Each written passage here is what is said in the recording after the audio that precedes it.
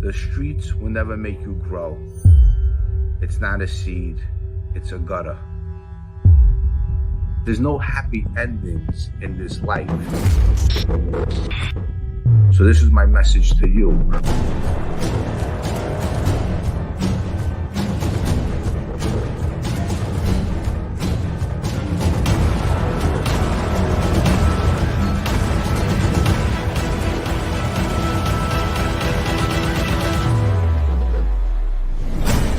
The streets will never love you back. Pow. What's up, guys? How's everything? Well, as you know, it's another week, another Sunday. I'm glad you're all here with me. I'm sure we all look forward to this. You know, it's a nice time coming together and be able to talk about, gangster stuff, the Lord Jesus Christ, current events, things that's going on in our life. I mean, it's a good platform to have. Years ago, we used to hang out on corners. Now what we do is we hang out on YouTube, right? We try to get our message across and make it a positive message. Well, I just came back from going out to dinner with my girl, and, I had a nice time. And, I look forward to doing the show with you guys. I appreciate everybody who comes in and looking forward to it. Now, this little platform we have, we try to have fun with it and send a positive message. I appreciate all the kind words I get from all you people. It means a lot to me. And in the course of life, we change. We try to do better and we try to become a better person. And listen, I made a lot of mistakes in my life. I'm not sure about you, if you could admit it and said that you made a lot of mistakes in your life. But every day, all I want to do is try to make my crooked path right. I'm not perfect.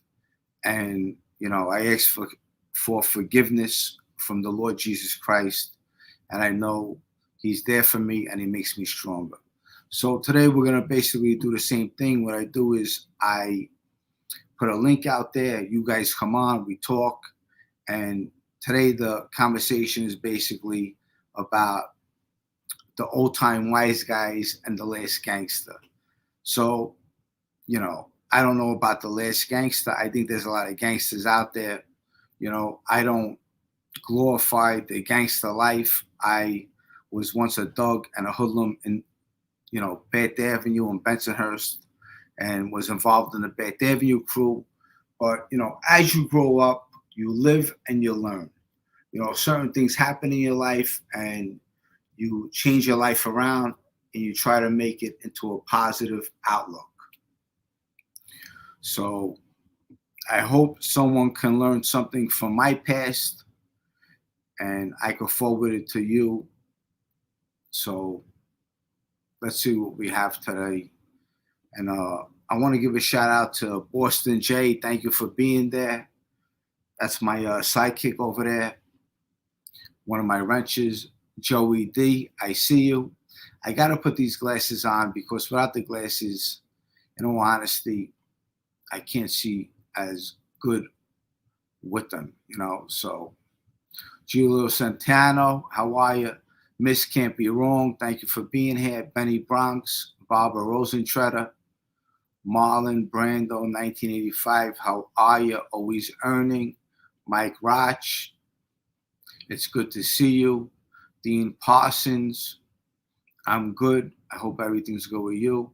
Dominic Pizzo, Fatball Sicilian, Mob Tour, what's up, baby? I see you. Where's my damn wrench? I got to give you a wrench, Fatball Sicilian. I don't know how to do it from here, but I will try to get you one, okay? Just be patient. And, thank you guys for being here. It's been a long time. A week goes by quick. As you know, the time goes by fast. What we do is we grow older and older.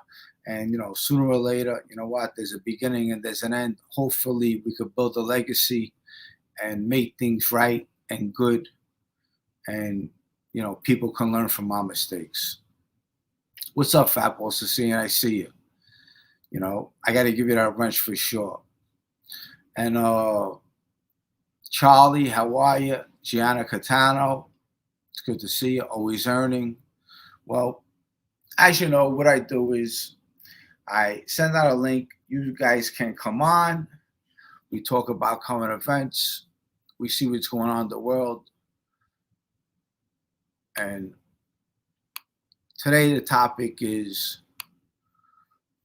we're going to talk about old-time wise guys and the last gangster. Now, I don't know about the last gangster because I think there's a whole bunch of gangsters. And as we know, gangsters get killed in the street and die in prison. I never consider myself a gangster. I always consider myself a hoodlum. I was part of the Bath Avenue crew. And, I was considered a thug. I was really too young to be a gangster. 23 years old, I went away. I did 6 years in prison, came home. 29 years old, I was on record with Manny Madonna for a minute. And then eventually I took a pinch. And I didn't want to throw my life away. You know my story. I don't have to keep on repeating it. But, that's the way it is. And that's how it went down. Boston J, how are you? What's up, buddy? Richard Morella, how are you? How's everything? It's good to see you guys here. I appreciate it. So out of all the gangsters, looking from the old timers, Carlo Gambino, Tommy Lucchese, Three Finger Brown, to John Dillinger, Al Capone, these guys, Lucky Luciano, Meyer Lansky, Bugsy Siegel. I mean, let's talk about it. Seriously, it's a good conversation, right? I mean, these guys were true gangsters. Vito Genovese, Albert Anastasia. These guys made history. These guys are legends, right? They have every right to be a legend because of the character that they had and the positions they held and, the things they committed, the crimes they committed and things like that. They earned their name and you can't take it away from them. How times change and the blood gets watered down. But who is the gangsters of today? Think about it. It's a good conversation to have. I dropped the link. If you guys want to come on, the link is out there. So what do you think? How about Dutch Schultz? How about Bumpy Johnson? How about all these old timers that were real life gangsters? Anthony Spilatro, Tony the Ant. What do you think about these guys? It's a good conversation to have.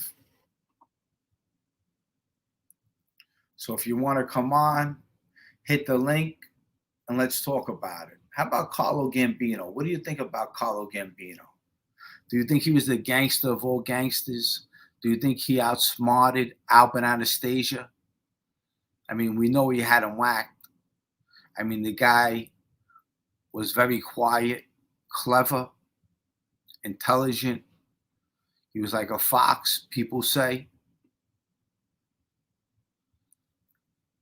The Last Gangster. What do you think about it? What does everyone think about the show? Tell me what you think. Do you think it was head on? I don't know. The favorite person on the show for me was Tommy Dates. I think John Gotti Jr. did a good job. Let me know what you guys think. I dropped a link. You can come on.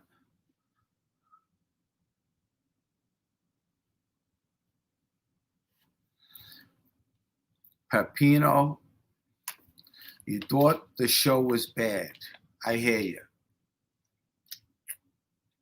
Well, I'll tell you, I'm glad I wasn't on the show because there's a lot of guys who like to be on every show. And what I do is I call them a hooah. That's what I call them. People who want to be on everyone's show, I call them a hooah. So I don't want to be on everyone's show. I want to be on the right show.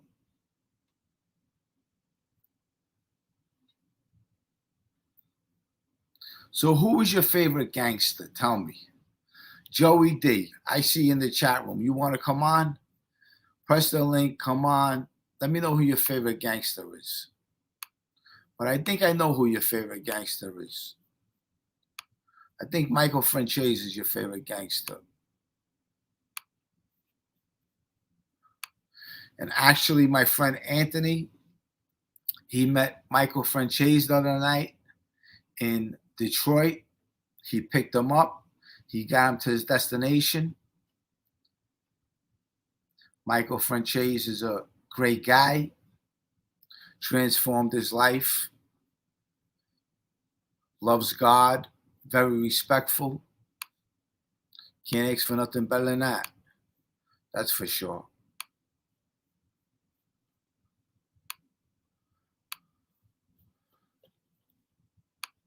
Well, I dropped the link. I'm not sure if the link's working.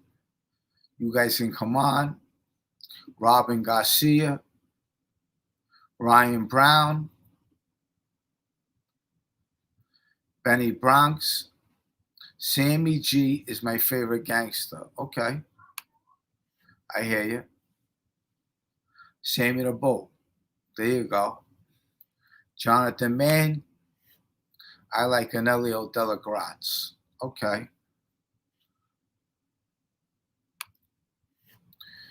Dutch Schultz, I was the last gangster.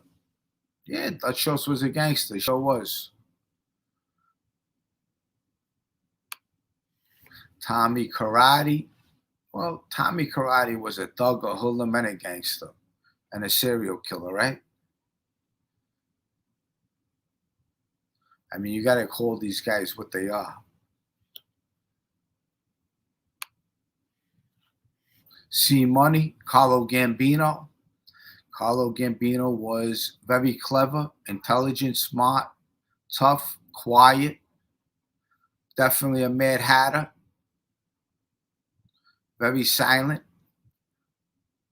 You can learn a lot from him. Here's another one. Tommy Lucchese, Three Finger Brown. One of the most Mad Hatters there is out there. Big earner, Mad Dog Killer, very clever. Knew the mob inside out. Boston J, I see you. I love you too, kiddo. Tony Accardo. Joe Bad is Tony Accardo. Tony Accardo was definitely a Mad Hatter, 100%. Stone Cold Gangster, for sure. Nah, I won't put that one up. Well, I dropped a link. If any of you guys want to come on, let's talk about it. Don't be shy. Show your face. I dropped a link.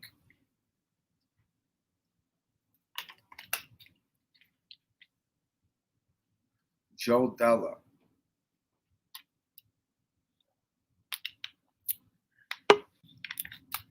Okay. I got Steven Sanchez. Let's see what Steven Sanchez has to say. Hey, Jimmy. What's up, Steven? How's everything? I'm doing good, man. What about yourself? Good. I haven't seen you in a while. Yeah, I better run back and forth to Texas. I was getting my mom away from that abusive senior living home. She got a cut over the eye and a black eye in the face, everything. For 3 months, it's actually been for 5 months, but for 3 months, I've been trying my best, and I finally got it. Well, I finally got a home, Jimmy. So I'm happy about that. Well, I'm happy to hear that she's doing a little better. Yeah, she's home. You know, love is sometimes what you need besides all the medicine and all the rest of the bullshit. You know, like you need family. You know, and I got the 5 kids, always grandma, and she's got dementia. She's got, some issues to battle, but at least there's hope now. You know what I mean? Like, she's safe. I'm not gonna let anybody hurt her. She's warm, and my wife is she's just an angel, man. She's just so cool, man, and things are looking up. I told you last time my father passed and everything, and this was a little piece of the puzzle. I needed to fix. You know what I'm saying? Yeah. How old is your mom now? My mom's 90. 90 years old. You know what? God bless her. Yeah, You and know, I got it through the TSA, Jimmy, without a fucking ID. I had my sister thought she was funny sending me a ditto, a copy of a military ID. My father was in the service for 33 years, so she thought she was funny sending me that thing. This is all I got of mommy, and it worked. It got it through the TSA. So it ended up being a good thing. That we were able to get her. Well, you know what? God bless your mother. I lost my mother. She was 65 years old. And, to have your mother, you're very blessed in life. I mean, people don't understand, once the mother passes away, she's the matriarch of the family, and everything else just goes away. Yes, no doubt. So she keeps everything together. She keeps the kids together. I'm saying you, I got you. The love together. I lost you for a second. You got me? Yeah. How about now? Yeah. So you hear me? I don't know. It says you're in a show. Everyone can hear and see you. I don't know. I lost touch. Can you hear me? I mean, I hear you. Do you hear me? I don't know what happened. I don't know what I touched. It's fine. Do you guys hear me? Just give me a thumbs up if you hear me. If you hear me, give me a thumbs up. Okay, I'm not sure. Okay, here we go. I don't know what the hell happened. Yeah, how about now? I don't know. Do you hear me? I hear you now, yeah. Okay, beautiful. Yeah, so we're back on. But you know what? Thank God you still have your mother, 90 years old. God bless you. I wish I had my mom. I lost my mom. She was 65 years old. And, it's a terrible thing. It's sad. That's a nightmare. Yeah, and unfortunately, you know what? There's a beginning, there's an end. That's why every day you have to enjoy the people in your life, and you have to enjoy the moment. Spend the moment with them. Enjoy that moment, because the moment goes by, and by the time you know it, it's gone, and it's just a memory. You're 100% right, Jimmy. I'm blessed, bro. I had all friends and family, and I have a great wife. That's who allows me to bring my mother. Not allows me, but with open arms, she brought my mother to the house and loves my mother to pieces. So yeah, it's a good thing, man. It's a real good thing. And I heard you were. I was trying to get on for a couple of weeks, just to watch you, but I've been back and forth to Texas. It's been crazy, it's been nuts. Yeah. What are you doing? Driving to Texas? No, I'm flying. I fly back and forth to get her. She was in a facility my stepsister put her in. She never even saw the place. It was like $6,000 a month, and it looks all good on the outside. My mother was getting beat up on the inside. And every time I called them out on it, they gave me, told me I wasn't the power of attorney, this, that, and the other thing, when I am. And they called me the day. She says, your mother's not going to make it till tomorrow. I go, what's the matter? What's going on? What are you calling me for now? All of a sudden, you believe my power of attorney? They said, yeah. Well, we just want to let you know she's in hospice, and we haven't fed her or gave her any water. She's dehydrated. I said, you better get her to the hospital right now. What are you doing? If you're going to believe my POA, get her to the hospital. So she stayed there for about 6 days, got her electrolytes up and everything back in action. And I told those guys, I said, yeah, she's going to a house around the corner from here. Don't worry about it. I put her right on a plane. 15 minutes later, I was on a plane coming home. I wasn't staying there no more. And my wife was with me. She stayed with me and helped me do it. So she helped me do everything. Yeah, God bless her. Yeah. How you doing? How's everything with you? I'm good. I'm doing good, thank God. You know, my children's with their mother for 2 days. I'll pick them up later on in the day. So, you know, I just been doing some writing over the weekend. I went out to dinner with my girl and, you know, just, enjoying my little piece I have. Laying low a little bit, huh? That's it. That's good. That's good. I heard you talking about Carlo Gambino and the old time guys. Yeah, you know, I'm actually talking about the last Gangster, the TV show Sammy made. I'm not sure if you've seen it. I didn't see it yet. I heard you talking about it, but I didn't see it yet. Yeah, you know, just comparing the old time gangsters compared to the gangsters of this time, you know, how different they are. Yeah. Yeah. I mean, is it even there isn't even I don't think there's even a question when it comes down to, class or style or, being on the down low, like low, I heard, uh, I heard Carlo Gambino bought a Cadillac and everybody said, "Oh, it's a beautiful car." You got to say that to the boss anyway, right? It's a beautiful car. It's a great car. It's a nice car. He said he got home. He told his son, sell the car. Too many people liked it. Well, you know what? Too many people liked it and it was too flashy. Right. He just said, get rid of it. So he had it for a day. If it's too flashy, get rid of it. You know what? You know, I got to stay on the low key. Right. And which he did forever. And that to me, that's what that's about. You know what I mean? That's what that life's about. Stay on the low, die of the old age, and have every dime you ever came across. You know? Yeah, absolutely. What's going on? What's going on otherwise? Everything good with the book and everything coming your way? Yeah, I want to drop this book, volume 1. You know, it's about my childhood growing up and, just how we formed the Bath Avenue crew. And, back in the day, how, as kids, the friends transformed. Some friends, were murdered and gone. And then we recreated the Bath Avenue crew.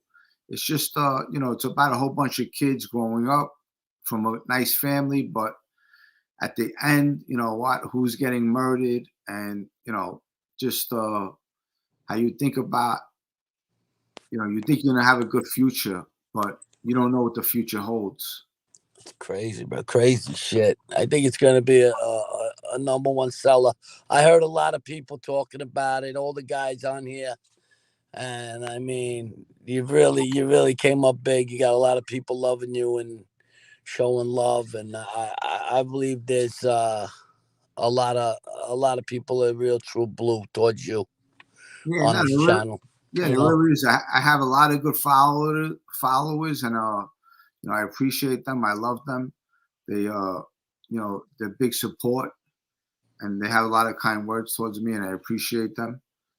But hopefully I could get this book out, and it could be a bestseller, and hopefully a film. Even a series or something. You could definitely do it. It's meant, when you tell the story, you tell a great story too, by the way. I mean, I don't care what I've heard a lot of them 5 times, 10 times. I watch it over again. I watch them over and over again because sometimes you're wearing that black outfit, what you're wearing. I'm like, all right, well, wait, what day, what month was it? October 31st. I'm listening to it over again. Yeah. The rats, the cats, and you had a couple I was listening to the other day. I listened to that like a couple times, but I don't want to keep other people from coming on. But I want to email you because I've been trying to buy merch. I want to get something from you. Yeah, I want to support you. Thank you. I see people giving you $5 and a couple money like that. I tried to do that one time. I couldn't do it. Yeah. I don't know. I must be an idiot on this damn thing. I don't know whether to do it. Sometimes I put you on the TV and then keep my phone on, turn the sound off so I can see everybody's, what, like somebody just did something now there. Yes, Boston J, give me $5. I appreciate it. Thank you, Boston J.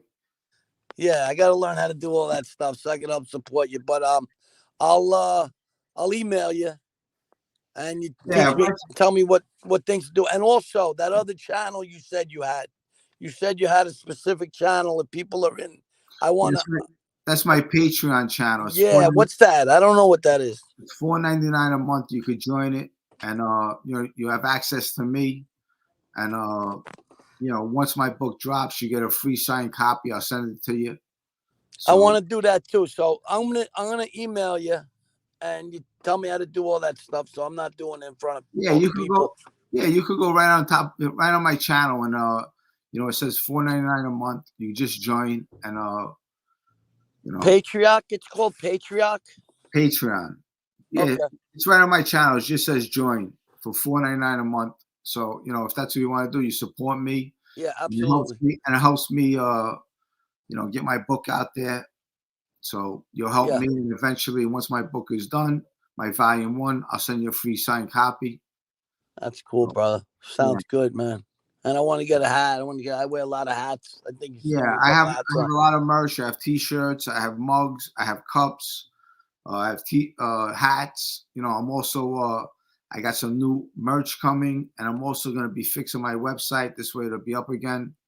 So you can order on there. Hopefully, be up in the next 2 weeks. Yeah, and when I email you, tell me how to get to that page too, that merch, because I can't. I tried twice to get to there, and I couldn't get it. I couldn't get anything. Yeah, I don't know how true it is, but I heard that Mutt Larry was in Long Island last night. Who's that? Larry. That fucking Mutt. Oh, I don't know. Yeah, I heard he was on Long Island with a couple of guys. The guys that are turning their lives around. Who's that? Larry Mazza. Well, you know what? Listen, hey, you know what? If they're turning their lives around, good for them. Yeah, but they're not, because they were with some guys I heard down here, down by a restaurant I know in the neighborhood over here. You were wise guys? Yeah, he was hanging with a couple of the guys last night. If people want to still, think that they're in that life and they want to socialize with guys in that life, you know what? Shame on them. Eventually, there's going to be some kind of repercussions. Yeah, repercussions to it. Yeah. If that's what they want to do. Me personally, I want nothing to do with those people. I just want to go forward. I want to take care of my kids, take care of myself. That's it. Give back to the people that deserve it. If I can help somebody, that's what I'm here for. That's it, brother. That's what I like to hear. Yeah. All right, Jimmy. I will talk to you soon and continue to support you and look out for you. I'm gonna email you, brother. Thanks, Stevie. Listen, hey, have a good night. You take care of yourself. You too, brother, man. Talk to you. All right. All right. Hey guys, I see Alfonso's in the chat and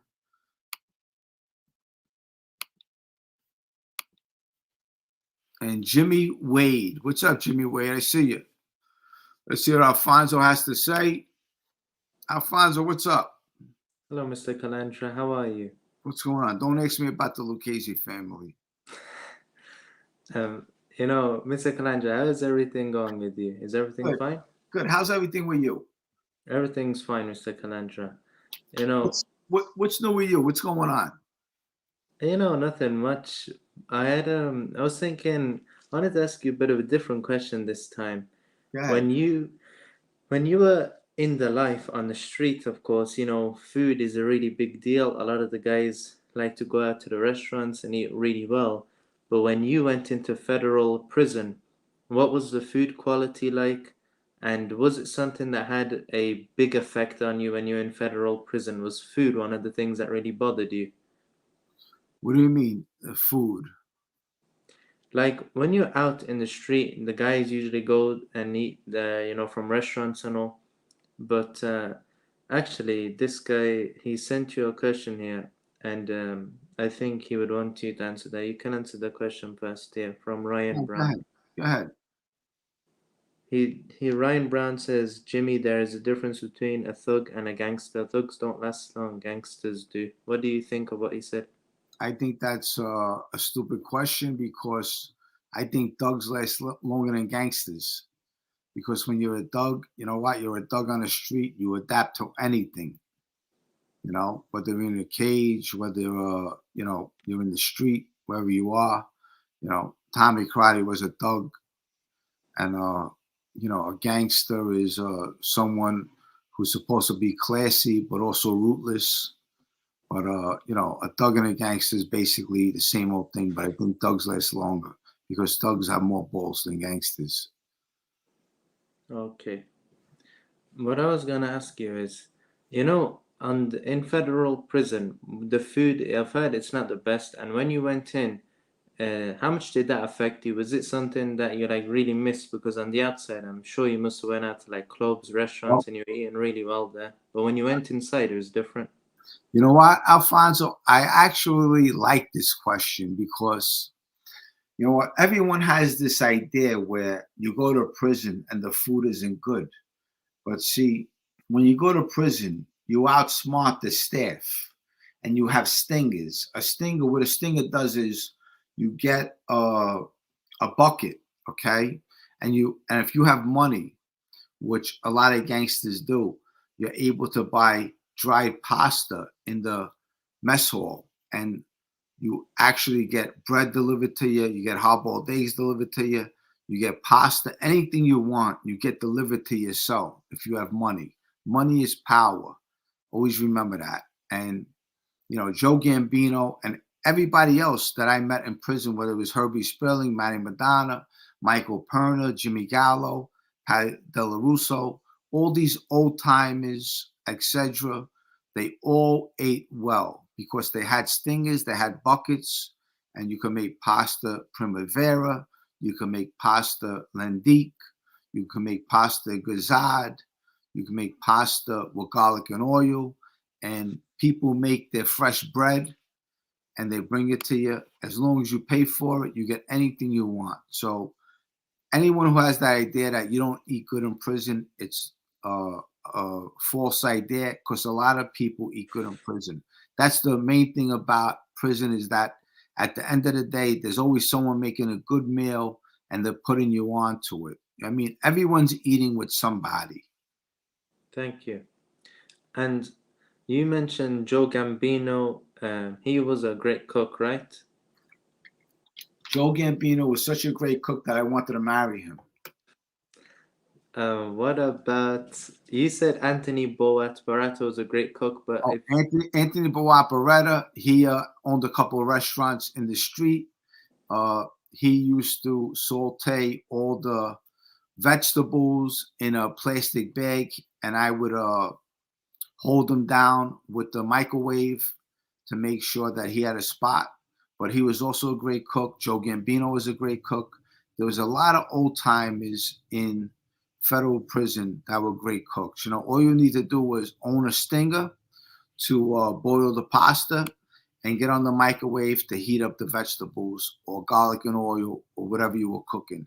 But, I remember one time Joe Gambino made pasta gazad, and he also heated up the breadcrumbs where you throw breadcrumbs on top of the pasta gazad and a little cheese, and it was delicious. But listen, everyone has this idea that people don't eat good in prison. They actually eat very well in prison. When you went away in, I think I may be wrong, your first time you went in was Lewisburg, right? And you did 6 years. Yes. And then the last time you went in was when you had that big case, and then that was the time you decided that you had enough of the life and all. But the time, the circumstances were different. Yes, and that's when I cooperated. In the first case, in Lewisburg's case, when they gave the 6 years, if then that they had given you a life sentence instead of the 6 years, do you think that you'd have just taken the life sentence because the circumstances were different, or do you think it'd still be the same thing today? Because life in Lewisburg, I mean, it's different when they say 6 years because you have hope. Well, if they sentence you to life in Lewisburg, a really tough place, it would be a really unfortunate thing. It'd be very difficult. Well, I think, listen, life in prison is very scary. I don't care who you are. I don't care how much of a tough guy you are. Once you get that life, it's, lights out. You're dying in prison. You're not leaving until you are dead, and you're leaving in a plastic bag. But it's a very scary feeling. I can't say, but I can say is that for the first 6 years of my life, when I did my prison time, I kept my mouth shut. And, after I finished doing my time, I was on the street for 11 months. I got re-picked up with these guys. And I said, you know what? I don't want to throw my life away, but I can't justify or glorify, which way or, things would have went. It is what it is. Destiny's destiny. You know what? Some of my friends were murdered. I fortunately cooperated and saved myself. Some of my friends are doing a life bid. And listen, I wish them well. I hope them, someday they'll get released and get home someday. But listen, everyone makes their own choice. And they, at the end of the day, you have to stand on it. I have to deal with everything I did in my life, just like everyone has to deal with what they did in their life. And on your final case, when you cooperated and all, you said that you had actually went to prison again. You were sentenced to do some time as well, right? When I cooperated, yes, I signed 0 to life, and I was sentenced to 8 years. I didn't get a free pass. I got 8 years for my crime and for my cooperation. I testified against Sparrow for 1 day. I didn't testify against my friends, but it's something that, it was hard to do. It wasn't easy. And listen, I stand on everything I did in my life. I felt like it was the right thing to do. And an innocent woman was killed. So, for me to do the right thing, the best thing for me to do was to come forward and to tell the truth, to make my crooked past right. And that's what I did.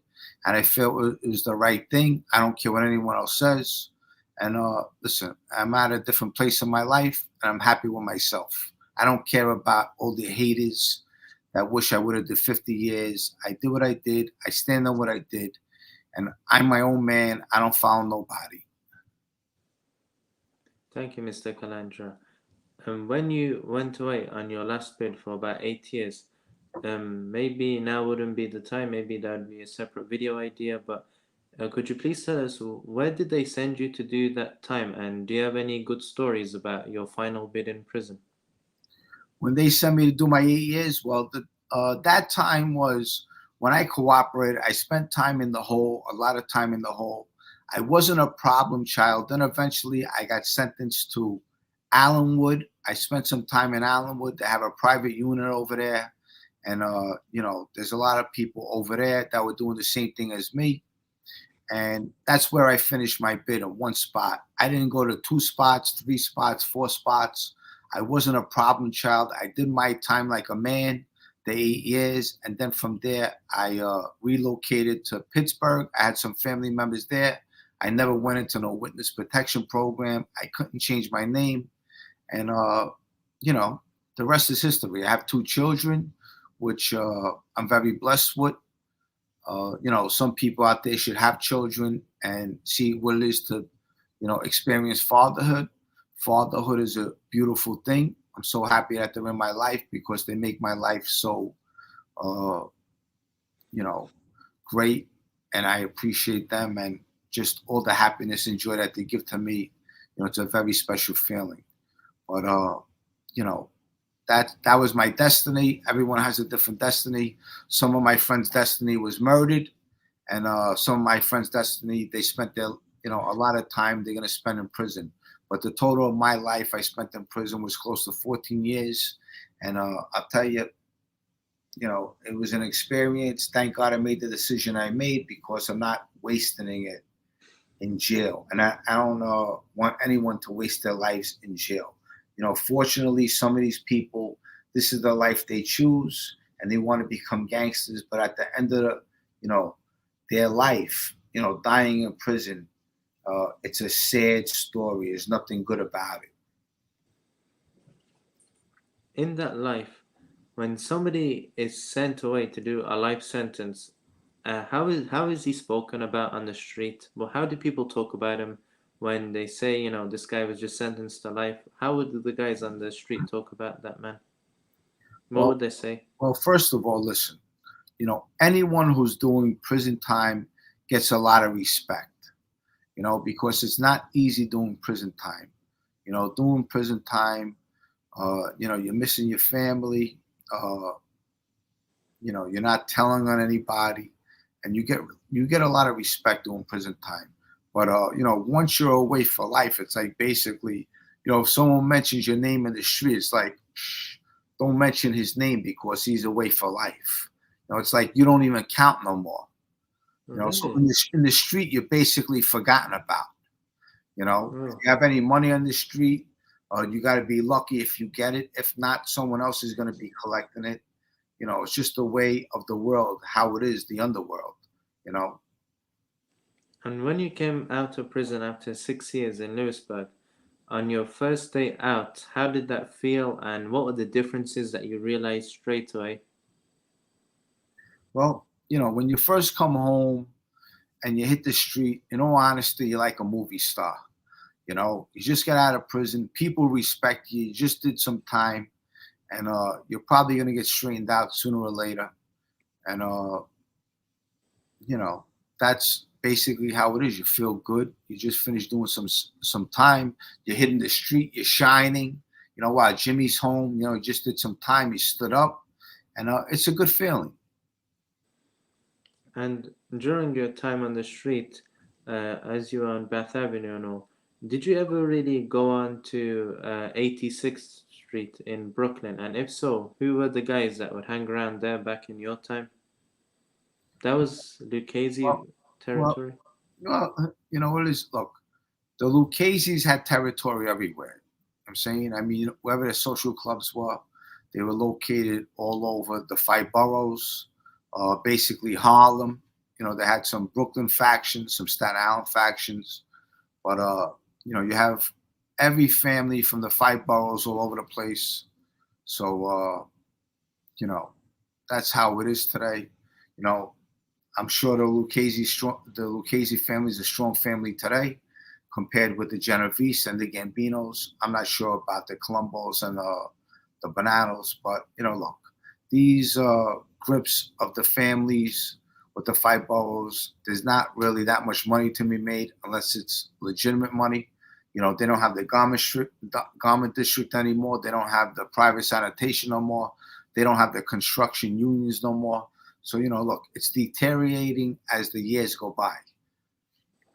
30 years from now, where do you think the mafia will be? 30 years from now, I'm not sure if it will still exist. If they keep the books open and they keep on making people, it will exist. But the thing is, eventually the federal government will destroy it 100%. And they're not going to be as strong as they once were, because in the States, it's a different ball game than where it is in Italy. Well, currently today, the Gambinos and the Genovese, they've had leadership which has been at the top for allegedly about like the past 10 years, and they're doing it here in the current day with all this technology and all the budget that the FBI has. Usually a mob boss lasts about 4 or 5 years on the street, but the Genovese Gambino families are still somehow managing to run in the right way. What's your opinion on that? Well, I think they're taking it more underground, and they're not involved in drugs. And if they are, they're keeping it low key.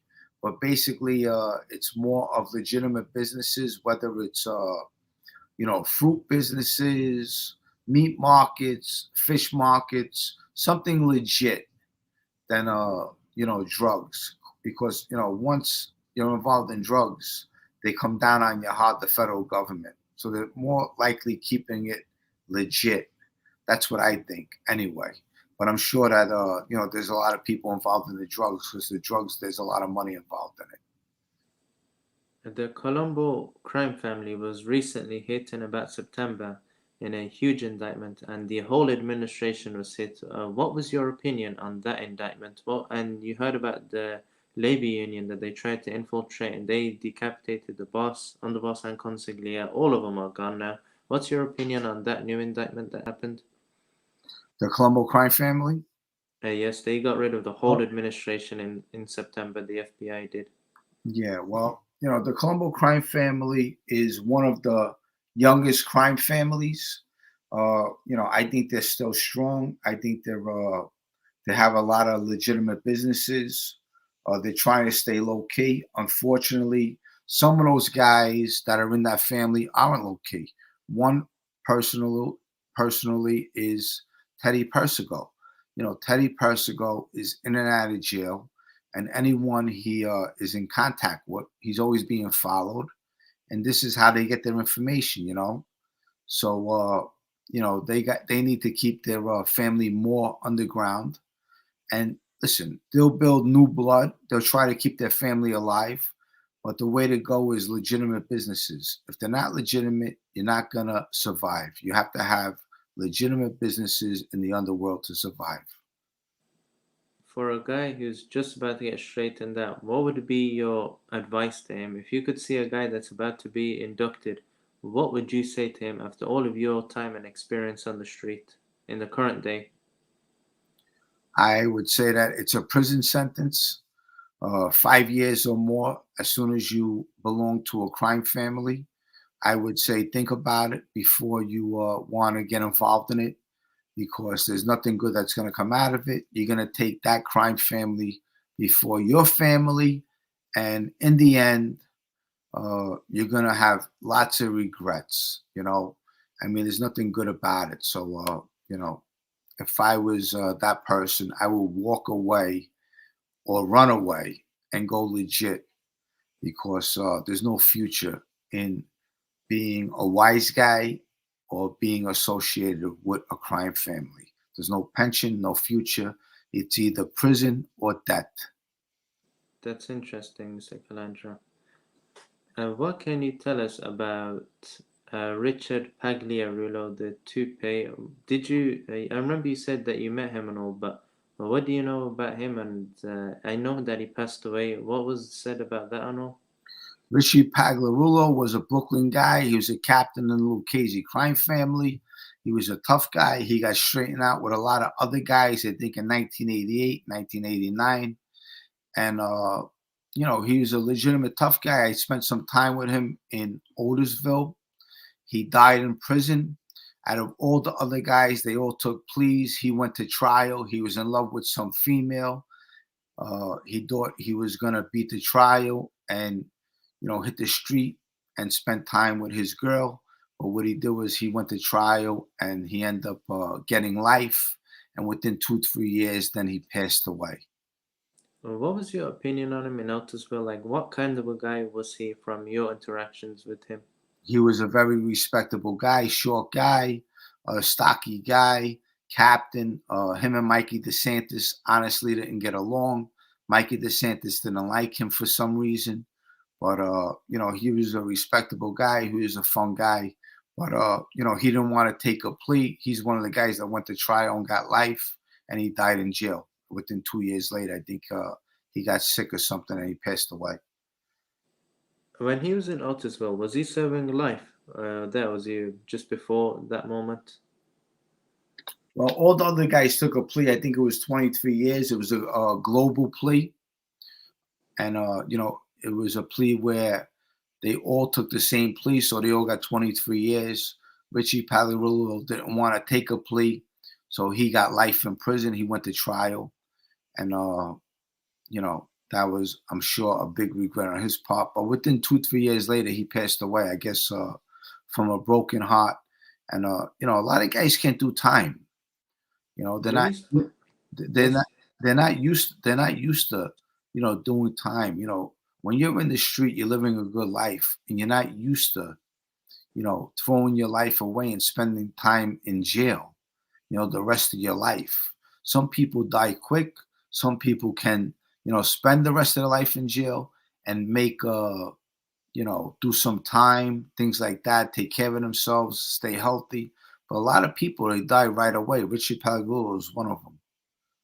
And when you spoke to Richard Pagliarulo and Otisville, and he must have been serving life at the time, did you ever see like any regret visibly from him for not taking the plea deal? Or did you ever see at the time he was just down and not feeling too good in Otisville? which you may think may have led to his demise, or was he just fine and getting along really well at his time there? No, he you can see that he was very depressed. Oh, really? And yeah, he was very depressed. He was in love with some woman, and he wanted to be with her. That's the reason why he didn't take the plea. He thought that he could beat the feds. A lot of people think they could beat the feds, and that's what he did. He went to trial. He blown trial, and he got life in jail. And once you get that number life, right away it deteriorates at you, and you succumb right away. Wow.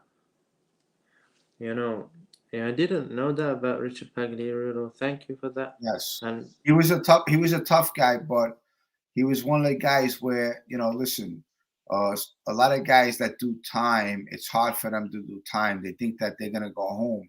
He thought he was going home. A lot of guys accept that they gotta do 25 years, and he's one of them that thought that he was gonna beat trial and walk out of the courtroom. And when he got life in jail, that eventually sets in and that destroys you. I saw your video on Alphonse Persico, Ali Boy, Carmine's son, and you said that he cried when he was sentenced to life. And I hear a saying that, everybody cries in life, obviously, but it doesn't matter what they're going through. Eventually, at one point, a grown man is going to cry about something. When you were in Lewisburg, during those 6 years, was there ever a time when it was lights out in the cell, you were laying there, it was just you and your thoughts, and was there ever a time where you just felt but did you ever cry during your time in Lewisburg over something personal or something? No, I never cried because you know what? Look, I was a young kid when I was doing my time, and I had a lot of fun with the older guys. I did time with a lot of guys, Boston guys, New York guys, Philadelphia guys, guys from all over the country. I met a lot of people, and a lot of guys took a liking into me. But I'll tell you, if I had a life bid, there's no doubt in my mind that I would have cried because, from living your life in the street and the government taking your life, and now you got to adapt to a different life in prison. You know what? It's definitely a sad thing and a hard thing to deal with. I don't care who you are. You could be the toughest guy in the world. Eventually, you know what? You're gonna cry because you're not a robot. A tough guy like Richard Pagliarulo, when it was lights out and it was just him, and the fact that he had, he's gonna serve life, do you think he cried in his cell on his own when it was just him? Oh, absolutely, 100%. It makes sense, it really does, especially with Alphonse Persico as well, because Absolutely. I mean, these guys lived an extraordinary life, never have to stand on a line, had the red carpet rolled out for them, any restaurant they went to, and they had a lot of respect in the street. Then all of a sudden, they're in front of a judge. The judge takes their life, sentenced them to life in prison. And you know what? You don't have the power you had anymore. I'm saying, yeah, you're a stand-up guy. You're going to jail. But you know what? You're the same as everyone else. You can only spend maybe $320 a month, and you don't have your freedom no more. And when the government takes your freedom, you know what? I mean, they take everything from you. That's your whole life. You can't eat no more what you want. You can't spend time with anyone you want. You can't sit at a table with the people you love. It's a totally different way of life. They took your life, no more freedom, and they actually broke you and destroyed you. I don't care who you are. And Mr. Calandra, those guys in Brooklyn from the Lucchese's, like Michael DeSantis, Georgie Zappola, these guys took deals that cost them almost like 18 years of their life. They took a long time in prison. Now that they're out and they're back in their life, you would think, we live and we learn. If you go through the whole court system, you do all that time in prison, but then you come out and you want back into the life. What is your opinion on that? Wouldn't you think that after doing 18 years consecutively in prison, after you come out, your mindset would be just a little different about going into the life again? Well, these guys, they did their time. And when you do time, you build respect. So, these guys, they stood up and they did their time. And you know what? The positions that they have, this is what they believe in. And now they're bosses, whether they're still captains, and they're running the family now. They want to take over the family. But in that life, there's really not much to offer because it's not what it used to be.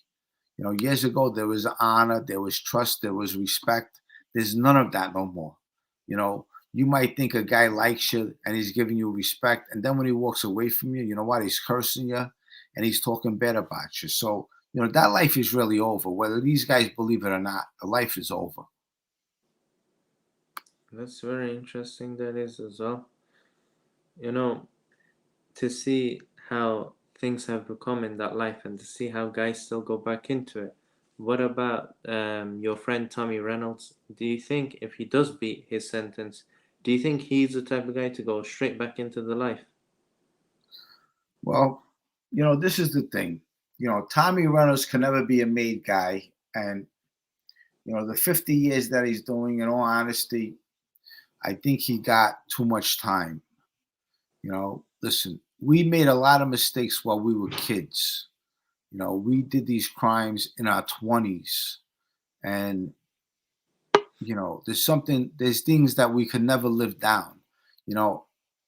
He has to do 50 years. He took a plea to 50 years. I hope he makes it. What I heard is that he found God. I hope he did. And, when he killed that woman by accident, I know that was an accident because there was 4 people there that said it was an accident. We corroborated it all, so I know he didn't mean for that to happen. And, God has to forgive us. We don't ask anyone else for forgiveness because they have to look at themselves. But, listen, we made a lot of mistakes in life. We all paid our price, whether who cooperated, who was murdered, who's doing 50 years in prison. It's a sad story. And hopefully, this story could be told on a TV series or a movie because there's a lot to tell, and, all our lives were destroyed in one way or another. Mr. Calandra, I wish you all the very best with your book, and I truly hope you will be able to turn it into some sort of a show or a movie. I would like it to be picked up by Netflix. I think that would be amazing.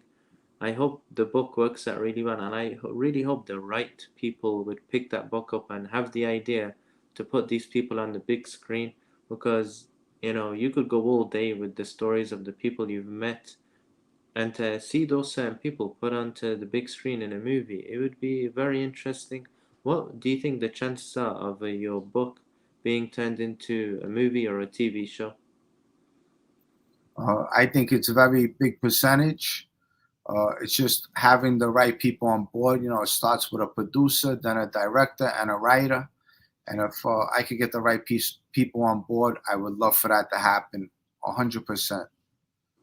And Mr. Calandra, on Vlad TV, I was always surprised because just a couple of months ago, he was picking up a lot of guests which were mob related. And, it's a big platform. And if you went out on there, you could really promote your channel and all. And I was thinking, how come you didn't go? Were you offered, or did you just think it's not for you? But that is a great platform. And for your channel, it could really give you big numbers. Well, you know what? I had actually correspondence with Vlad, and I have some emails back and forth. And, he wanted to give me $1,500 to do a video, and I have that in an email. I was told actually from someone, Jimmy, you know what? Don't do it because all these other wise guys are doing it. Don't be on the same level as them. And I'll tell you the truth. I'm glad that I didn't do it because, I don't want him to own, my copyrights of, anything that I did with him. So, basically, hopefully there's a bigger platform I could go on. Maybe it'll be, someone bigger than him. But, all these other guys, all these wise guys were on Vlad. And, I don't look at Vlad as such, you know, a cool platform. You know, I think there's a lot of bullshit with it. So, you know, as you see, my channel is growing. You know, Yes. I have over 21,000 friends and family members on here. That's what I call them. And, you know, hopefully it continues to grow. And once my platform gets bigger and bigger, and, you know, hopefully, you know what, my podcast is going to change. Hopefully I'll have a co-host with me someday, you know. That sounds very good, and I hope all of that works out for you. I believe you deserve that. And thank you for clearing that up about Vlad, because I was actually a bit interested in seeing you on there, but I understand your decision, Mr. Calandra. And what about Patrick Bet David? He hosted a sit down between Francis and Gravano, and he interviewed both of them personally. What do you think about going on to his show? Because that would be great. Yeah, Patrick Bet David, I think he's you know, high profile. I think he's very commercial. You know, I like him. I think he's very intelligent. But I'll probably be doing a sit down with Michael Francesi within the next month or so. Oh, really? Yes. I like Michael Francesi, so I'll probably be doing a sit down with him. So we're working it out, and you know, I look forward to that. Mr. Calandra, I wish you all the very best on that. I hope one day we will be able to see you on Patrick Bet David, and I'm looking forward to sit down with Michael Francis. I think that's going to be amazing. That is, you have a great story. I wish you all the best with the book, and me myself personally, I'm really looking forward to read it. I've read a lot of these mob books, and I do believe already that you're gonna release a great one. Yeah, I'm gonna release a volume 1 about my childhood growing up. Then we'll go to a volume 2 and a volume 3. But it's going to be really good. It's going to be a great read. I have a lot of stuff written, and I'm telling you, you're going to really like it. It's going to be exciting and adventurous. I'm looking forward to it, Mr. Calandra. I really am. Thank you. Thank you, Alphonse. It's always a pleasure to have you. You're very polite and well-spoken. And, you know, thanks for coming on. Thank you, Mr. Calandra. It's been a privilege to be here. It's always great to see you. I always walk away learning something new. And once again, thank you for giving me the opportunity to allow me to come on here. Thank you so much. I hope you have a great day. You got it, buddy. Thank you. You got it. Have a good night. Okay, that was Alphonse. It's always good to have Alphonse on. He has a lot of questions. He is very educated with the Lucchese crime family. So next I have Jimmy Wade. Jimmy Wade, I don't know you. I never spoke with you before. So let's see what you have to say. Hopefully you got some kind words. Jimmy Wade, what's up, baby? Jimmy Wade, you there? Are you alive? You okay? Jimmy Wade, you there? I guess not. All right, Jimmy Wade, take care. That's how to get rid of Jimmy Wade. I don't know. Jimmy Wade looks like he smoked a lot of weed or something. I don't know. But like I said, what I'll do is I'll drop another link. If you want to come on, you come on. Talk about what's going on in life. Let's talk about The Last Gangster. What you think about the show? Let's talk about the current gangsters that are no longer here. And, you know, I don't think, me personally, Sammy was the last gangster. I don't know what the last gangster is. You know, I think there's a lot of gangsters in the street. And, you know, gangsters die in jail and die in the street, you know. And I got to look at Paulie G as a gangster because the way they killed him in his house. And, you know, it's a sad story. But let me talk to Joey Doves. I see you. Give me a couple of minutes. Let me put Big Lou on for a second. Stories of people. Big Lou, what's up, baby? What's going on, man? How's everything? How you doing? How are you? I'm all right. Just came from the store, doing a little grocery shopping, watching a little bit of the game. What's up? How's going down there and over. Everything's good. Everything's good. I got sent. Go ahead. How's life? How's the kids? How's your family? Yeah, everybody's good. I got sent to do a job in another county on my days off, paying me, double time, so I couldn't pass it up, and so that's where I'm at right now. But I said, you know what, I'm just gonna stay out here instead of coming all the way back home. Oh, that's it. Game's over. Interception. Niners just won. Yeah. So The it's all 49ers, good. the 49ers just won? Yeah, they just intercepted the ball in overtime. What's the score?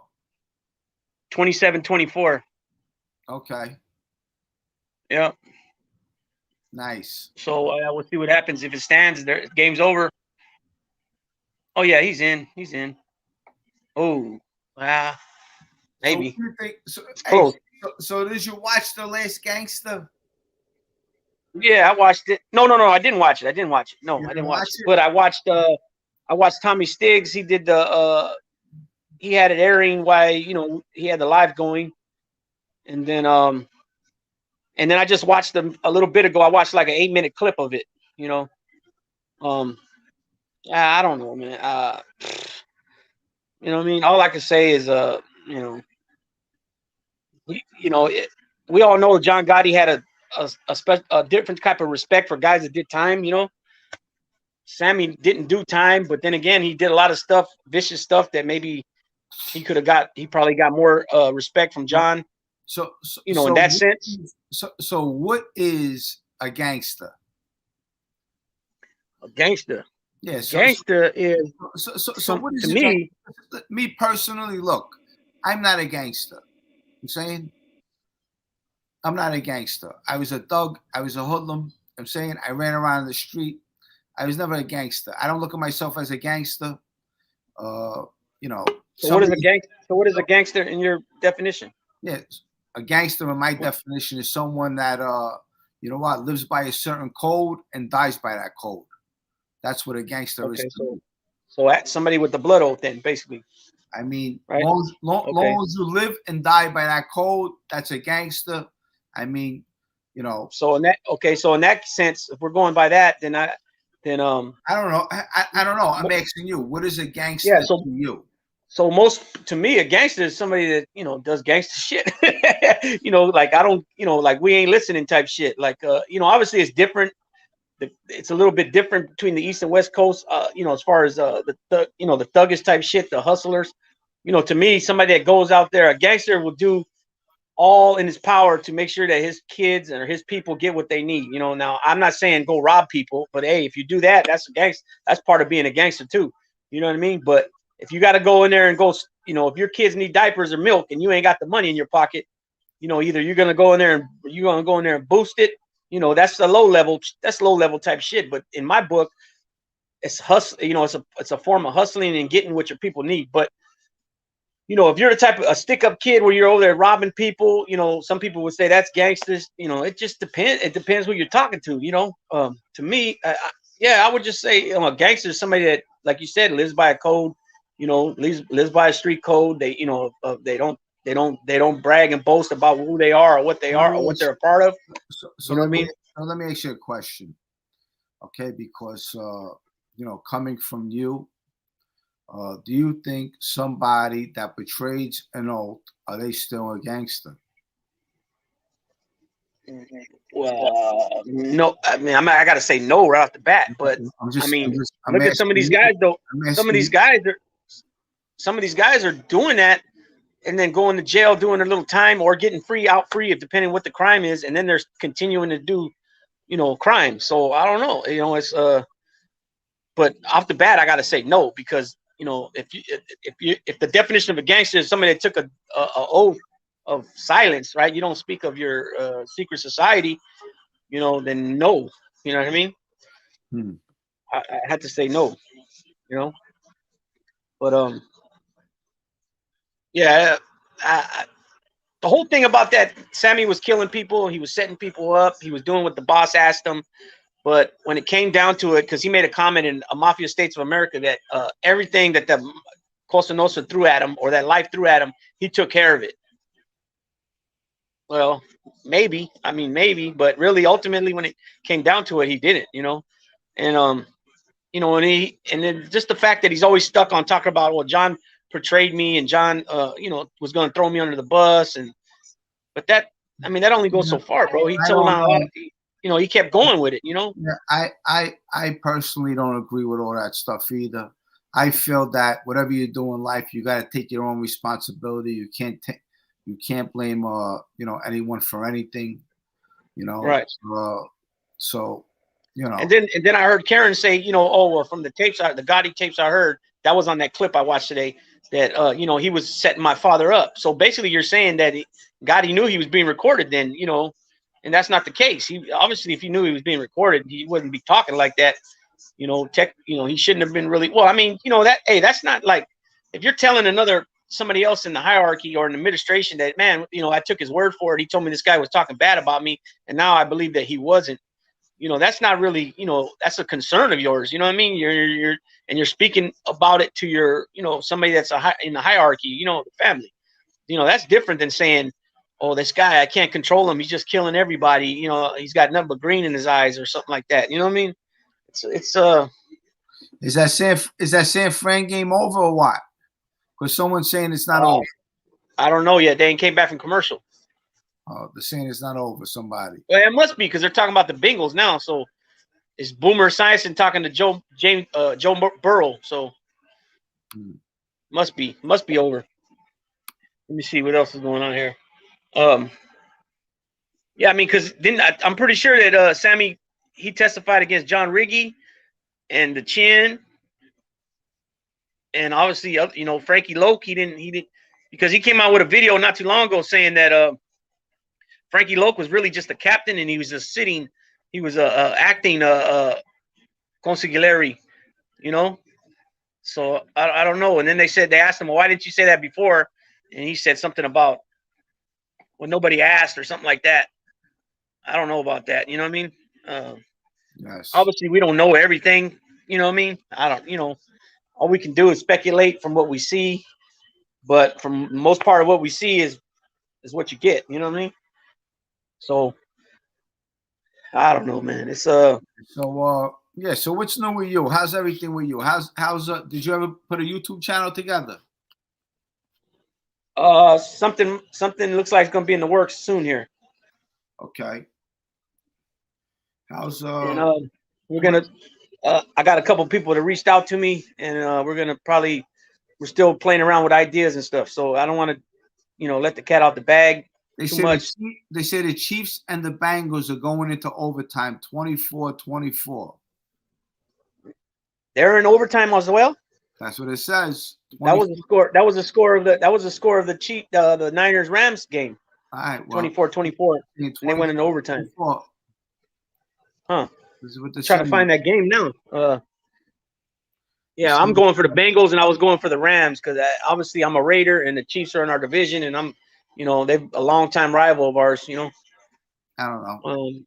And then the Bengals, I don't have nothing bad about to say about the Bengals. They beat us, but you know. I think the Rams are going to take everything.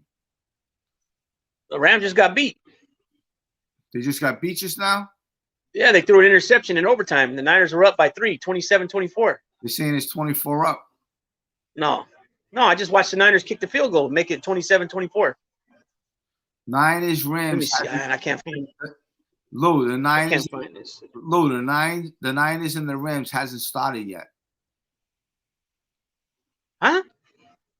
They say the Rams hasn't started yet.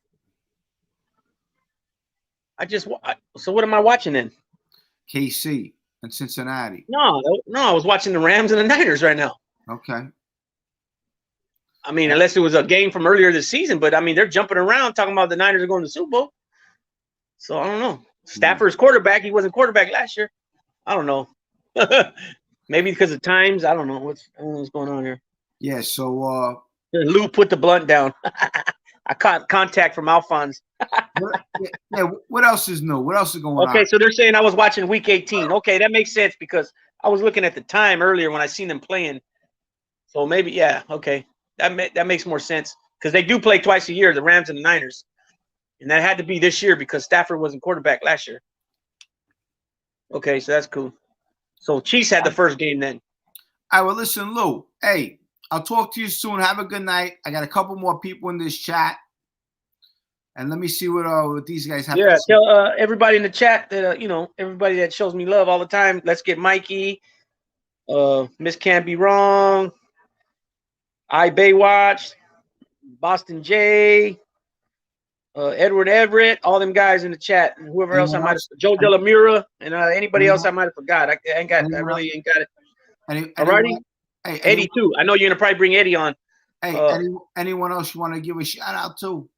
Yeah, Carlos Muniz and Nelson Pad 51 and everybody else that always are, you know, always show love. How about Angel Gotti? Angel Gotti too. Yeah, Angel Gotti's ever since the first time I ever seen her laugh, the way I heard her talk, she just had like a shine to her.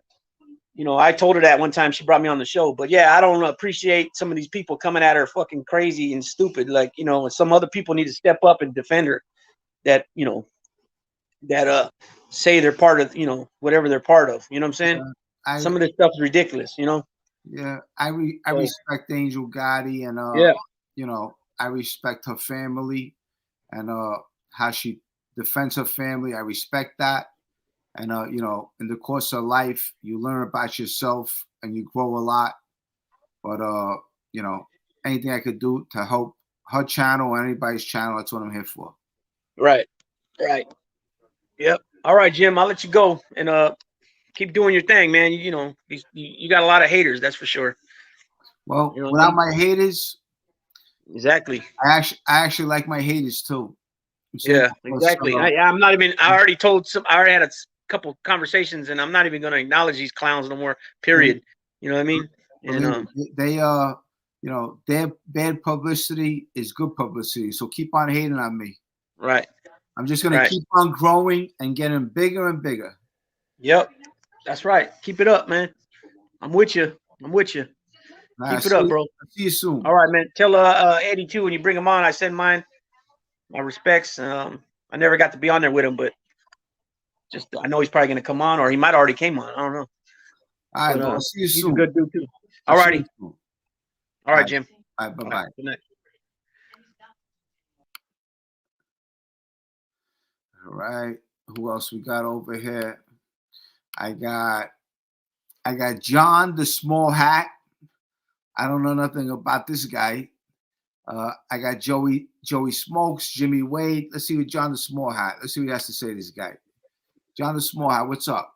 Now, Jimmy, why don't you give me, how you doing? Why don't you give me the backstory to those two brothers who killed Greg Scarpa's son? Did you know those two, the Rizzuto brothers? Oh, the backstory to them. Well, you know what? That's actually an interesting story. There's a lot to that story. But, you know, that was Joey Scarpa with the kid, I think, Vinny Rizzuto. That had something to do with some kind of pot deal. I really don't know too much about that story. But, you know, that's a great story to tell. But, you know, how about you? What's up with you? I'm doing great. I'm watching, you know, I'm pulling for Cincinnati here, and hopefully they kick this field goal in overtime. But Kansas City's a tough team. I mean, this game here is probably going to be better than the actual Super Bowl. Yeah. So what's the score? 24-24? The Bengals and the Chiefs, 24-24. And Cincinnati's driving down the field. They like in field goal range, but Kansas City will have a chance to run back. They got like 11 minutes left in overtime. All right, cool. Hey, so you're originally John Wolf, right? Jimmy, you need to tell that story one day because I can't find it. Yeah, no, I'm gonna tell that story for sure. I'm gonna do some research on that story. Okay, I'm gonna tell that story. But let me ask you something. Because I can't find anything online other than the. But let me ask you something. Are you originally John Wolf? You keep cutting out, Jimmy. Okay. Where are you from? Yes. I am John Wolf. That's what I'm talking about. You're originally John Wolf. It's on the bottom of the screen there. Yeah, yeah. So, what? You're originally John Wolf, right? Yes. Yes, Okay, good. I had died, and now I have been reincarnated. Reincarnated, Jimmy. I have been reincarnated. Okay, cool. That's cool. And I have been sent here on a mission. Okay. So they sent me back to do one more mission, Jimmy. Okay, what is that mission? What's that mission? I cannot reveal that right now. Okay. All right. Well, listen. Anyway, so what do you like? Cincinnati? I like Cincinnati. That was my team. That's who I was pulling for. I'm hoping hopefully they go to the Super Bowl. Yeah, hopefully Cincinnati could pull that off. But listen, hey, it was nice talking to you, okay? And stay well, take care of yourself, and, you know, come by again. Yes, sir. Take care, buddy. Another maniac. But, all right, let me talk to Joey Doves. I see you. I'm going to leave off with you, okay, Joey Doves? So you hang out for a minute. I see you. Let me see what Jimmy Wade. I see Sean Giovanni out there. Just give me a minute, okay, Sean? Let me see what Jimmy Wade has to say. Jimmy Wade, what's up? Jimmy Wade. What's up, buddy? You okay? Jimmy Wade. Okay, Jimmy Wade. You get gone. Bye. Too much. Okay, Sean Giovanni. Sean Giovanni. Hey, Jimmy, you can hear me? Yes. Jimmy, first and foremost, bro, I just want to say, man, you're kind of like an inspiration in a way because I kind of like the platform that you deliver. And I've been watching all these wise guys, mobsters on YouTube for a while, but I'm just surprised that like I was able to just hop on here with you. Like that's very cool of you. You know what I'm saying? Like not like you wouldn't be able to hop on with Francis or John Elia, none of these motherfuckers. So part of my language, I just want to tip my hat off to you for that. Like right off the bat. You know what I mean? Well, thank you. I appreciate it. And listen, Michael Franchise is actually a good guy. You know what? Oh, of course. He was the first one I started watching, and I don't expect him. You know, I don't expect them all to let people on and stuff. You know, like Mike Francis. The thing I like about him the most is that he goes outside the box. It's not all just mafia. He has his mob movie Mondays. He's interviewing this guy, that guy. You know, and it's not like he's all about Michael Francis. You know. Well, you know what? And I appreciate that. Well, Michael Franchise is you know, basically a businessman. He gave his life to God. He transformed his life. And if you join his inner circle, I'm sure sooner or later you could probably have a conversation with him, you know, because that's how he is. Yeah, that's cool, man. That's cool. But really, I wanted to talk to you about something that you touched on last week. And you brought up the video about the that happened in Jersey with the bikers and shit. Yes. You know what I mean? Right. On how that happened. And I was like, I found that intriguing because I'm from Brooklyn. You know what I mean? And I know out in Brooklyn, like there's the beat. Like one kid was like, oh, they should have respected each other as outlaws. And I'm saying to myself, it doesn't work like that. You know, like you don't just respect somebody. Like you do, but you don't. There has to be more to it than that. But my whole thing was like, there was always kind of a respect level on the streets here in Brooklyn, at least. They knew not to fuck with each other. There was limits. But I just feel like the wise guys, they handled that like wrong from the jump. You know what I mean? Like they already had them by the numbers. There was 10 and there was 3 of them. So they want to send 2 guys over to them. So right now, the numbers are in the bikers. And then when they send the other 2 guys, there's only 1 in favor of the wise guys. So these bikers are big dudes and they see what's going on. They're not stupid. That's their environment, bar fights and shit like that. So I'm like, why not just all of them go there and just handle it? I'm not saying they would have took the bikers out, but it wouldn't have been as easy. They wouldn't have been as embarrassed. They might have been able to put a little bit more pressure to them where they're like, all right, we took some of them out, but we got to get the fuck out of here. You know what I mean? And I just think that was dumb from the beginning. It kind of reminds me of a story when I was growing up. Like these girls got in a fight. My friend's girlfriend. Now, I grew up in the projects and all that shit.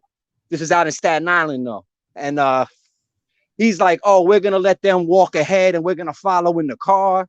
And I'm like, that's a dumb idea. Like, why are you gonna split us up? You know what I mean? We're better off staying together and doing this. And long to behold, like, it just didn't work out in our favor. Luckily, we had some heavy hitter with us who was really, really respected throughout that project.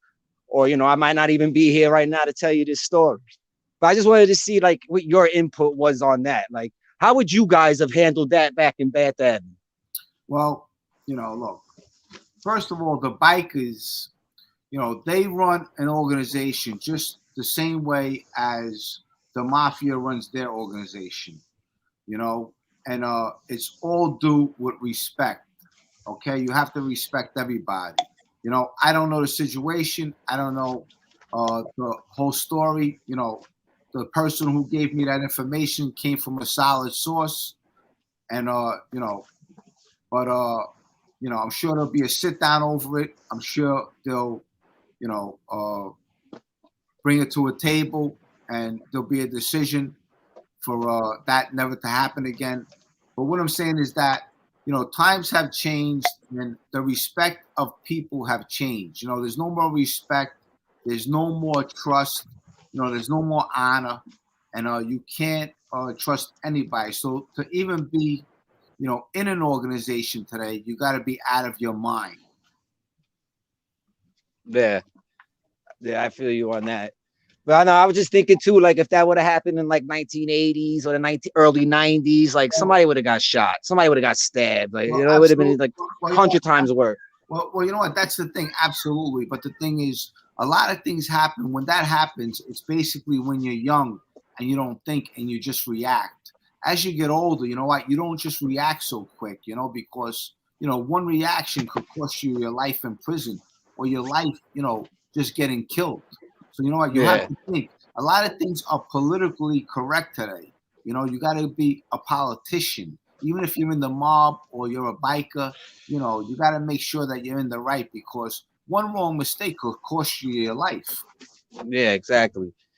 And yeah, that was just like very, very, very intriguing to me. And I just felt like those guys, them wise guys, yeah, they wanted to protect their property. Yeah, they wanted to do this, but I don't think they really wanted it to get.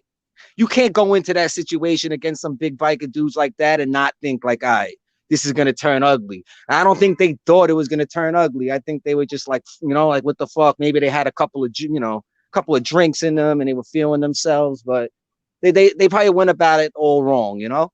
Well, and I remember you telling that story and I was like, wow, you know, that's like kind of dumb. You know, you already have them outnumbered. So you're going to go over there 2 at a time. And like, you know, it's like a number of elimination. They already beat up the 4 guys and now 4 more guys come. It's still not in the wise guy's favor. And the other 2 were sitting there watching. And it was just like a mess. And you know what? Look, the thing is, you know what? If you walk up to somebody and you give them respect, you know what? They'll give it back to you. If you walk up to somebody and you're ignorant to them, they're going to give you ignorance back. I mean, it's always good to be nice. You know? Exactly. Like he told him to take the vest off and he was probably like, you know, fuck this. And bow, I'm just going to hit it. Like, you know what? Fuck this. Like, it's on now, you know, like that's it. And it's just, I just want to, you know, I don't want to take up too much of your time. I know I babbled on enough. I just want to say I appreciate you letting me on. And, you know, it's kind of like I kind of have like some stuff to, you know, I'm kind of entertaining. I feel like I have the balls like you do to get on there and do this shit.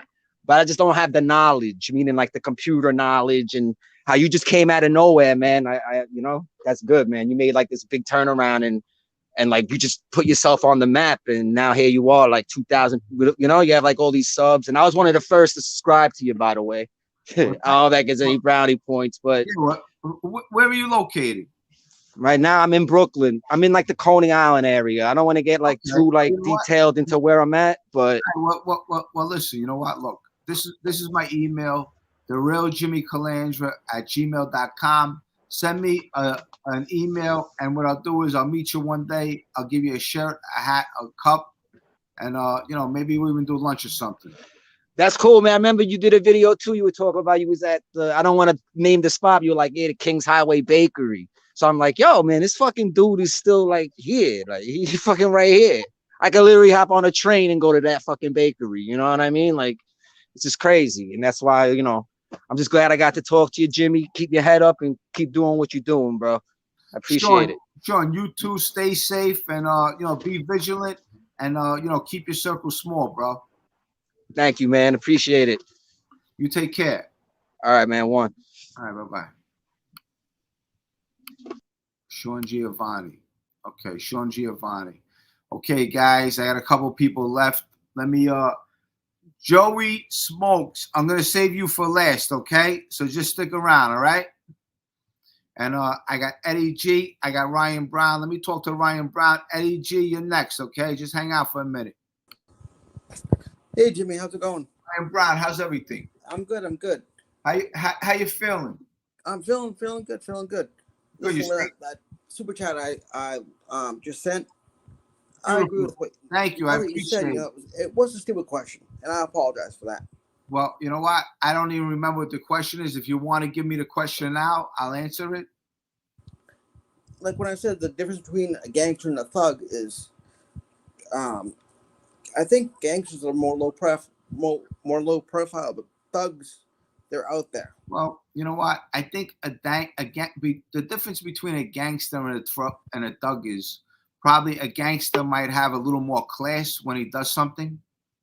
Right. You know, a thug is just someone that's in the neighborhood, doing whatever he can to earn $1, and he don't take no shit from nobody. But a gangster has a little more class doing it. Right. Exactly. And actually, I just had a question because I know the first guy that came on. I've been trying to get some merch from you, but every time I try to go to your site, it says it won't let me connect it. Well, you know what? That's the thing. I'm actually redoing my website. Hopefully, it's up in 2 weeks, and you can order some merch.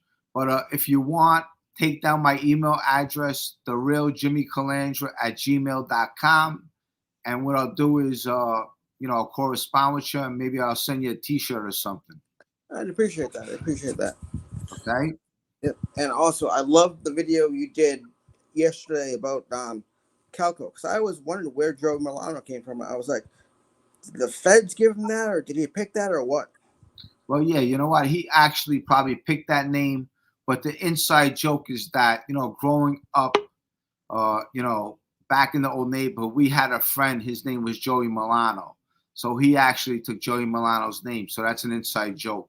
Oh, wow. Yeah, it's pretty crazy. Yeah. And then also the video you did about Richie Cantarella was good. Yeah, Richie Cantarella. I did a little time with him. He was a wise guy with the Bonanno crime family, a captain. This guy had multi-millions of dollars. He ended up straightening out his son. He wanted his son straightened out. But at the end of the day, these people, you know what? All they have is money. They have nothing else but money. They have no character, no nothing. Without their money, they're fucking nobody. Exactly. Yeah. And the thing with Richie is, treachery. He set Tony Mira up, his own cousin, and him and his other cousin, Joey D'Amico, they whacked him in the car. Yeah, and that Tony Mera, he really wasn't a nice guy. Right. But that's how easy it is to kill somebody, because when you're in the mob, all they have to do is call you in, and what they do is they have other guys set you up. It's so easy to kill you. I mean, if these guys were going after somebody that they knew was waiting for them, it'd be a different ball game. But when you're in the mob, people just set you up. It could be a best friend, it could be a family member. But when your time's up, your time's up. Oh no, absolutely. I agree with that wholeheartedly. And as far as apology, that he was a gangster. Yeah, Paulie G, unfortunately, his own friend killed him. And it's a shame because his own friend that killed him actually became a rat. So it's pretty crazy. Usually in that life, when your own friend kills you, you stand up and you take the pinch, but that was a double banger. You take advantage of the system, and that's what some people do. Oh yeah, and I gotta say, great live streaming you did Wednesday night with Paulie and Bobby. Love it. Paulie and Bobby actually had a lot of fun with them. I think they're great guys. That's Bobby Louisi. You could check out his show. I did a show with him. Yeah. Paulie Tanzo. I like them a lot. I think they're great guys. They're good characters, and hopefully I'll do something else with them soon. Right, because you actually answered a bunch of my questions that night, and thank you. You got it, buddy. Right, and again with what you said that night, I really don't agree with. I didn't know Joey Kelko got 10 years behind that incident in Florida. Oh yeah, the incident in Florida with the Cazone. Yeah. Yeah, I don't know did you see that video? No, Well, yeah, if you Google his name, it'll show you the video. What happened no, actually, no, I did, because I asked you if you had seen it on America's Dumbest Criminals. Yeah, well, yeah, I was gonna apologize. He was. I hope you didn't think that I was trying to make fun of it, but I was just asking if you saw it. Yeah, but he was actually in that too. Oh, really? Yes. I'm looking at that. Yeah, and The Last Gangster. I'm gonna look that up right after your live. Yeah, but listen, hey, it was nice saying hello to you. I got 3 or 4 people left over here. I'm on an hour and a half. It's always a pleasure, Ryan, to see you. I hope you're taking care of yourself and stay in touch and always come back, maybe sometime next Sunday or something, but stay in touch, okay? You have my email. All right. Jimmy, God bless. God first. I'll email you about that stuff. Yes, God bless. Thank you again. Bless, and you take Always care of yourself. Thank you. Take care. Bye-bye. That was Ryan Brown. Okay, I got Eddie G over there. I got Joey Dubs. Let's get Mikey. And I got Graffiti Mod. Hang out. Let's get Mikey on here. Mikey. Yo. Hold on a minute. What's going on? I'm over here. I'm going to get some fucking pizza. What's going on? I didn't know I was coming on now. What's going on? It's always, what is it? Why is it always pizza, bro? I don't know. I like pizza, It's always... I like pizza. They won the game. Listen, I gave the game in one of my videos. Who won the game? I hope everybody who listened to me, they got some cash here. They won outright. Who? Cincinnati. They won the game in overtime. 27? Yeah, well, it was 27-24. They won by the field goal. It was great. Great game, bro. Nice. So Cincinnati's in it. Yeah, they're going to Super Bowl. Now we'll see now with the 49ers and the Rams. I got the Rams tonight. So I think the Rams is a good bet. Yeah, I feel safe with them, but you never know. Yeah. How about anyway, between you and I, how's your dad? Great, actually. I spoke with him today. Sounds strong, bro. Real good. Thank you, Chris. Yeah, he sounded like nothing never even happened. It was unbelievable, when I talked to him on the phone. He sounded great, bro. Thank you for asking. I appreciate it. Good. What's up with you? How's everything?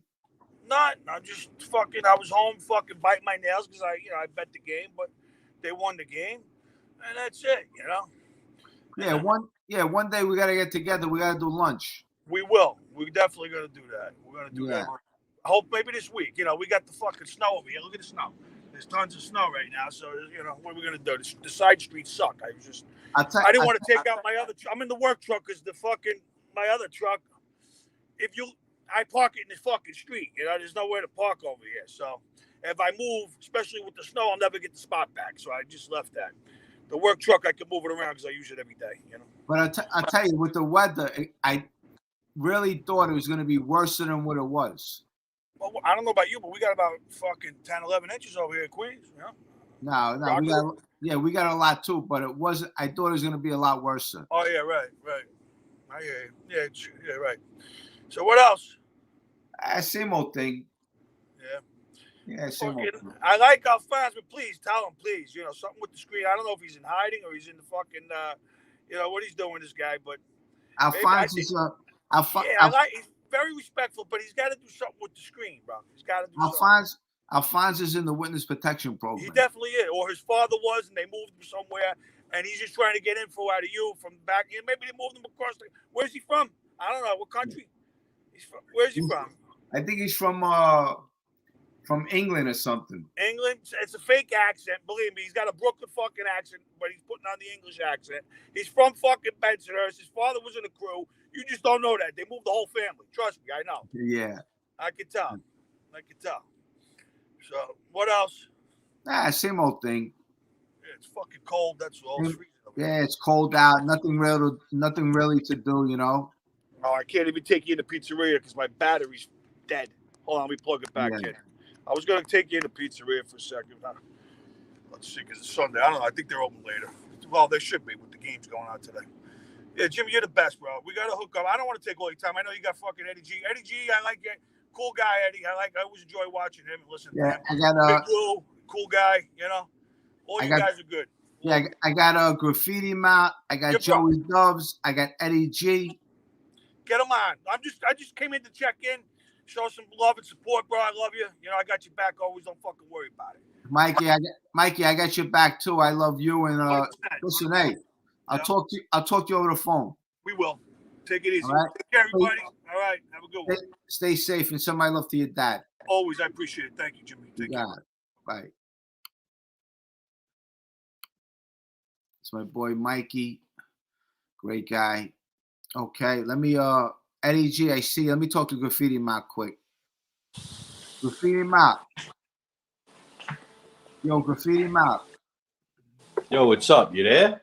Yeah, what's up? Oh shit. What's going on? Have you burned any houses down lately? Wow. Yo, man. Any snowstorm? I mean, look, when it happened, right? Tell them about the story. Tell them about the story when you almost burnt my house down. Tell them about the story. You almost burnt my house down. Listen, people, check out this story, right? So he comes over my house one day.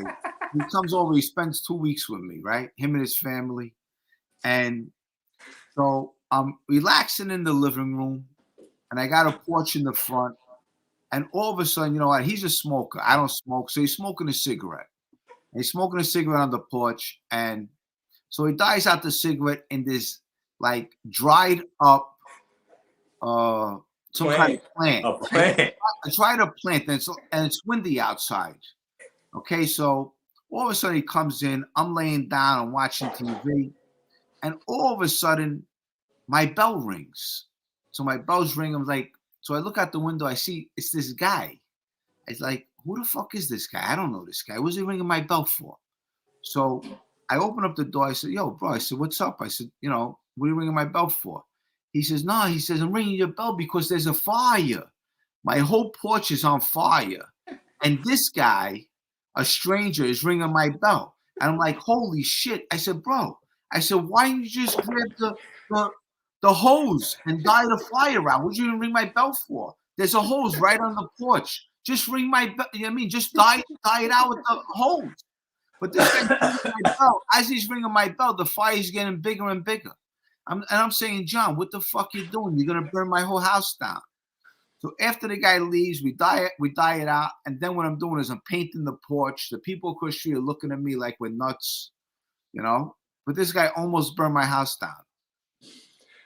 Well, also a funny part to the story is it's also being sold. So we had to hurry up and paint it, and we had to like hide all like those charcoal broiled like marks all along the porch. Like the kids showed up. I was upstairs. He shot at me. John, I go outside. The fire's humongous. I'm telling you, look, this whole tree that was dead was on fire. And I got this guy ringing my bell saying, yo, I got to tell you about this fire. I said, yo, bro. I said, why didn't you just grab the hose and dye it out? What are you, out of your mind? Wait, Jim.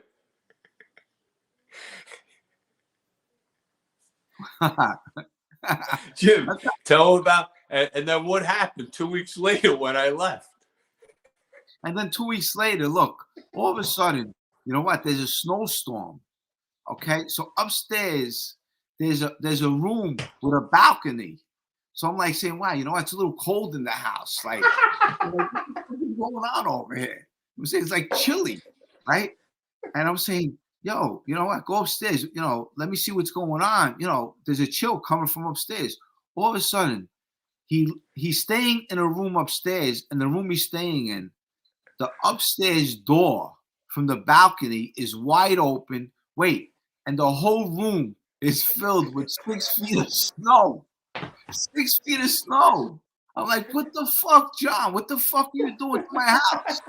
This is fucking insane. Look, literally 6 feet of snow is in the room. I'm shoveling the snow. Yeah, Will, we got the video out there somewhere. I got a shovel from downstairs just to shovel the snow out of the room over the balcony. He left the door open all night while there was a snowstorm, and all the snow is coming into the room. I'm like, what the fuck are you trying to do to me over here? You're destroying me. No, it was terrible. It was hysterical. It was comical. That was so funny. It was insane. You know, look, I'm watching like your podcast during the night, right? And I'm not gonna bring up like whatever, everybody can you got like these bogus accounts trying as hard as they could, to cut in and do certain things, and just people out there, who are creating these accounts trying to abuse people, doxing people. I wrote something very interesting, a 6-page article all on people like that called Lights, Action, Faction. And it's real like people who really do nothing with their lives but to be dead with talent to go out there and try to abuse people and try to knock people and try to do their name, anything that they can do to gaslight someone. Listen, all of this is really derived from a jealousy seed. You got people, they're coming on the internet and they're talking about mass murderers being good people. Stop. It's a joke. You got people coming on the internet making believe that they're other people, using words like jagoff. You're a hillbilly. In New York, we don't use words like that. All right? And another thing, look, you want to try to make people look good? We're the people who grew up with these people. You can't talk about people you don't know. You're talking about spending time in a jail cell. Oh, these people. Really? Were they good when they fucking shot someone in the head and then they called up someone crying hysterical? Oh, they murdered him.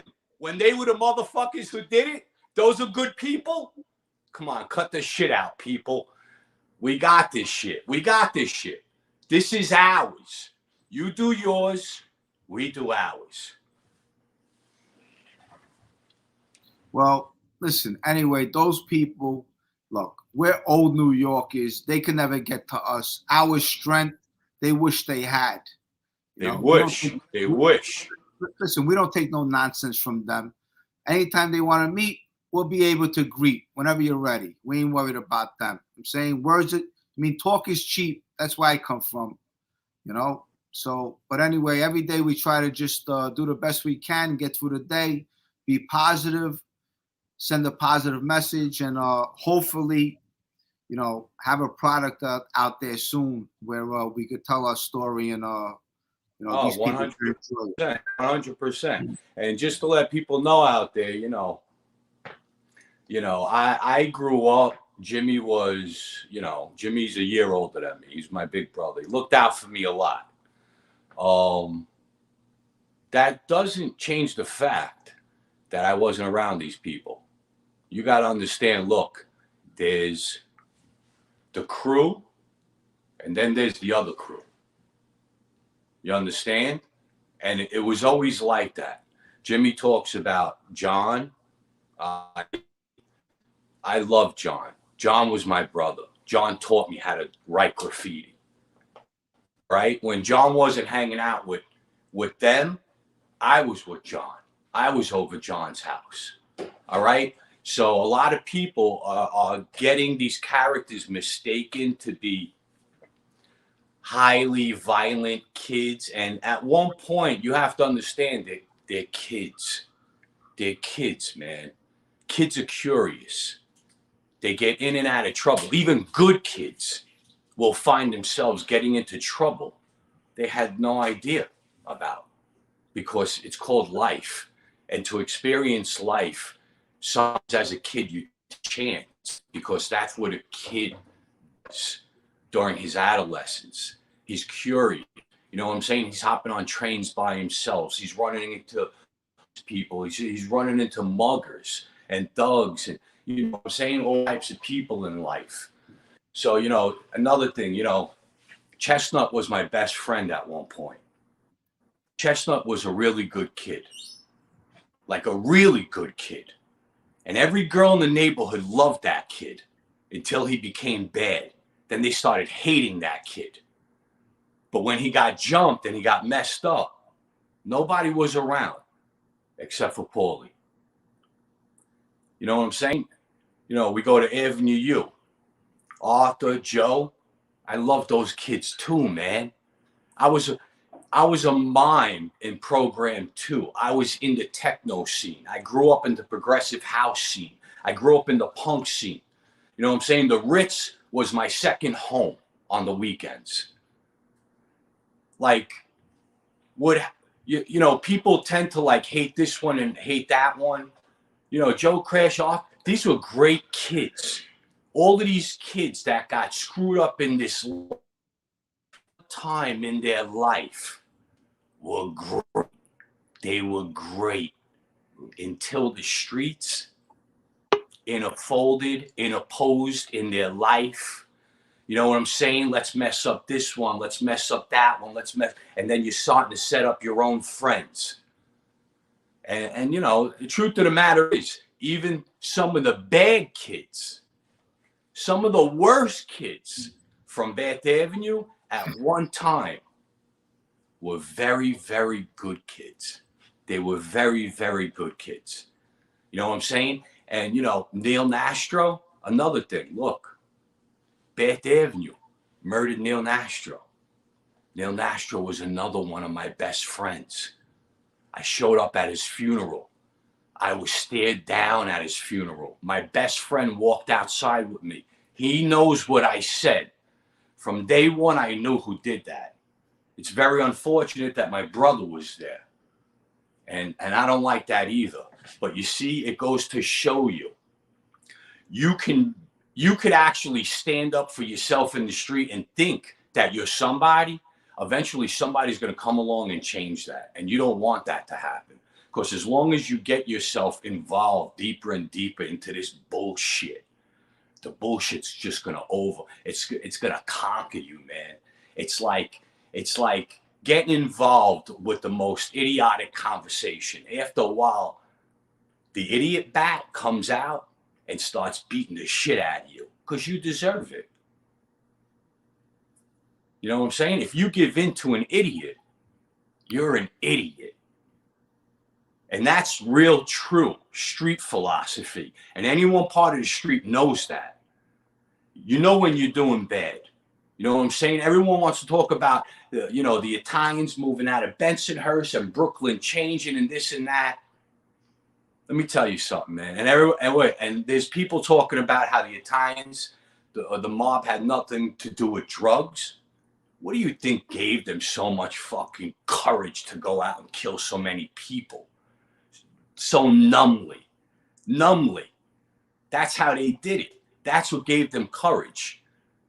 Just like these actors, they want to shoot up, the Lance Armstrongs, everyone's utilizing a chemical to make them become somebody they really don't want to be.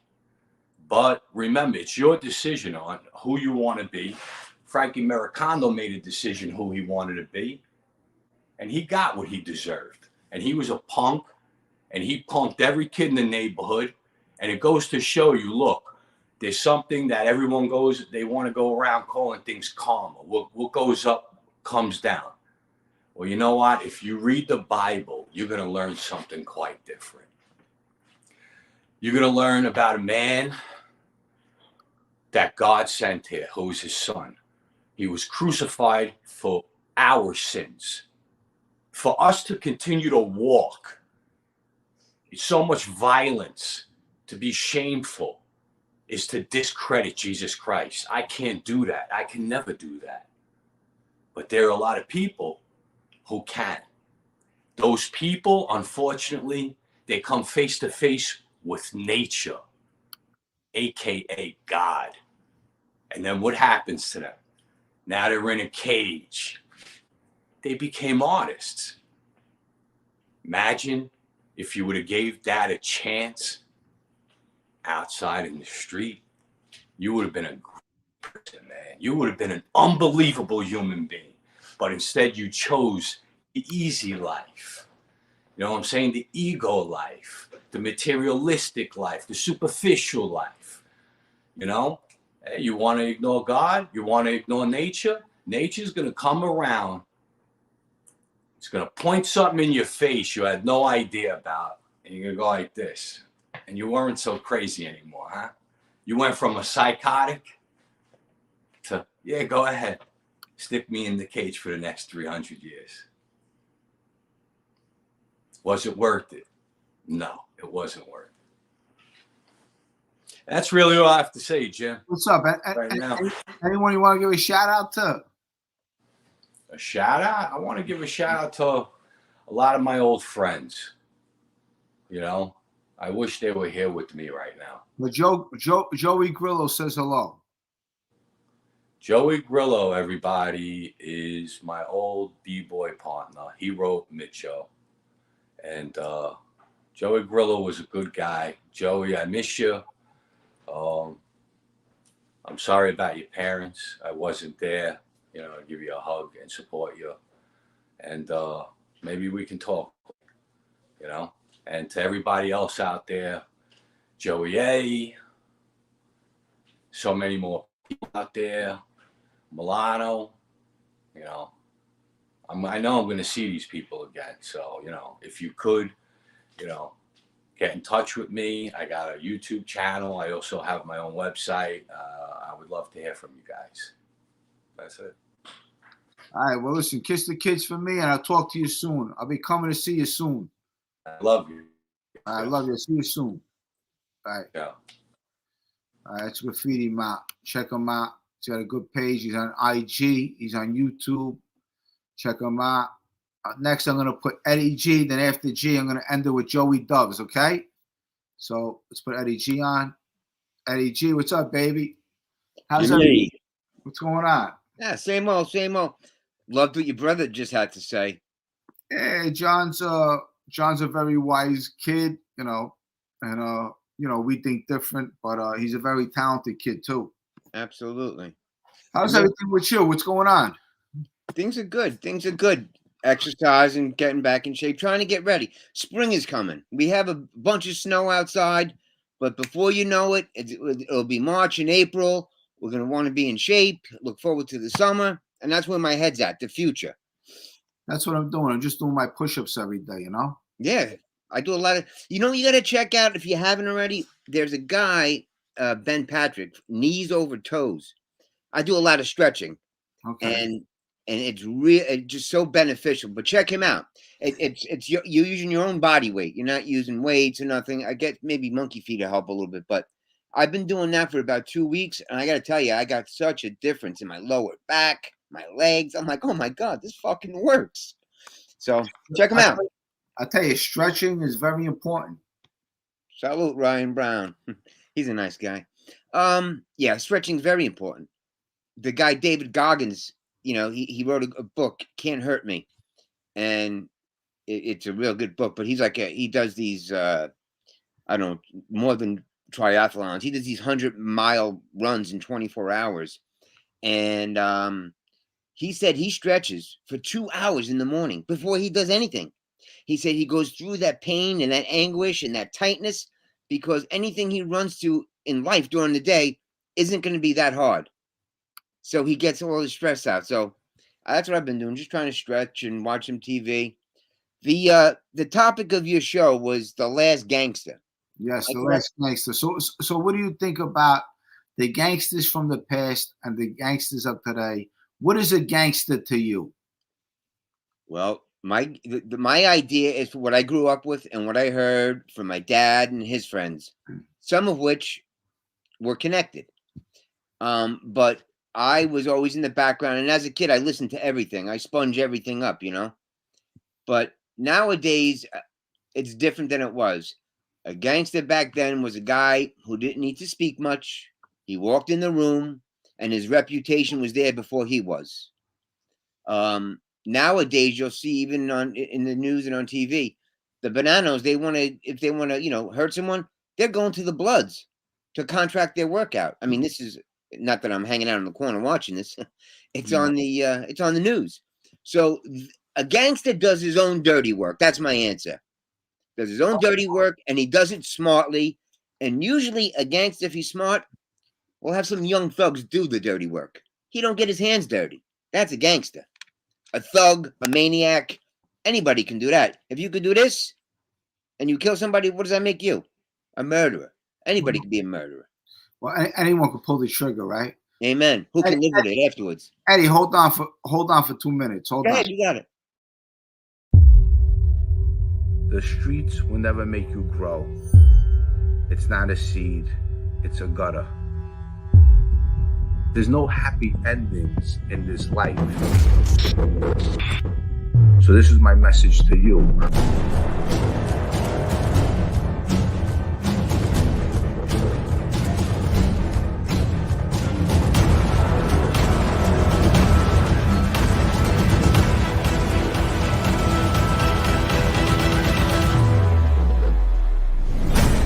The streets will never love you back.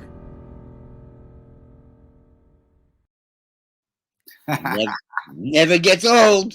Never gets old, bro. I gotta play it. But how's everything with you? How's everything going on in your life? I know the last time we spoke, you had a problem with the watch, the jewelry store, the Mandolini store. Yeah, I killed him.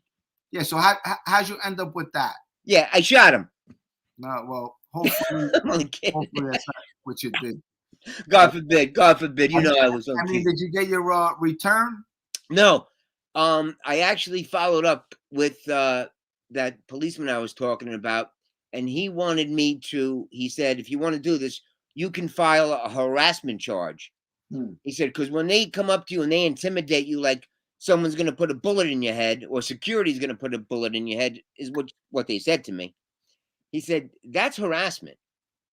And I said to him, I said, listen, I don't want to file charges.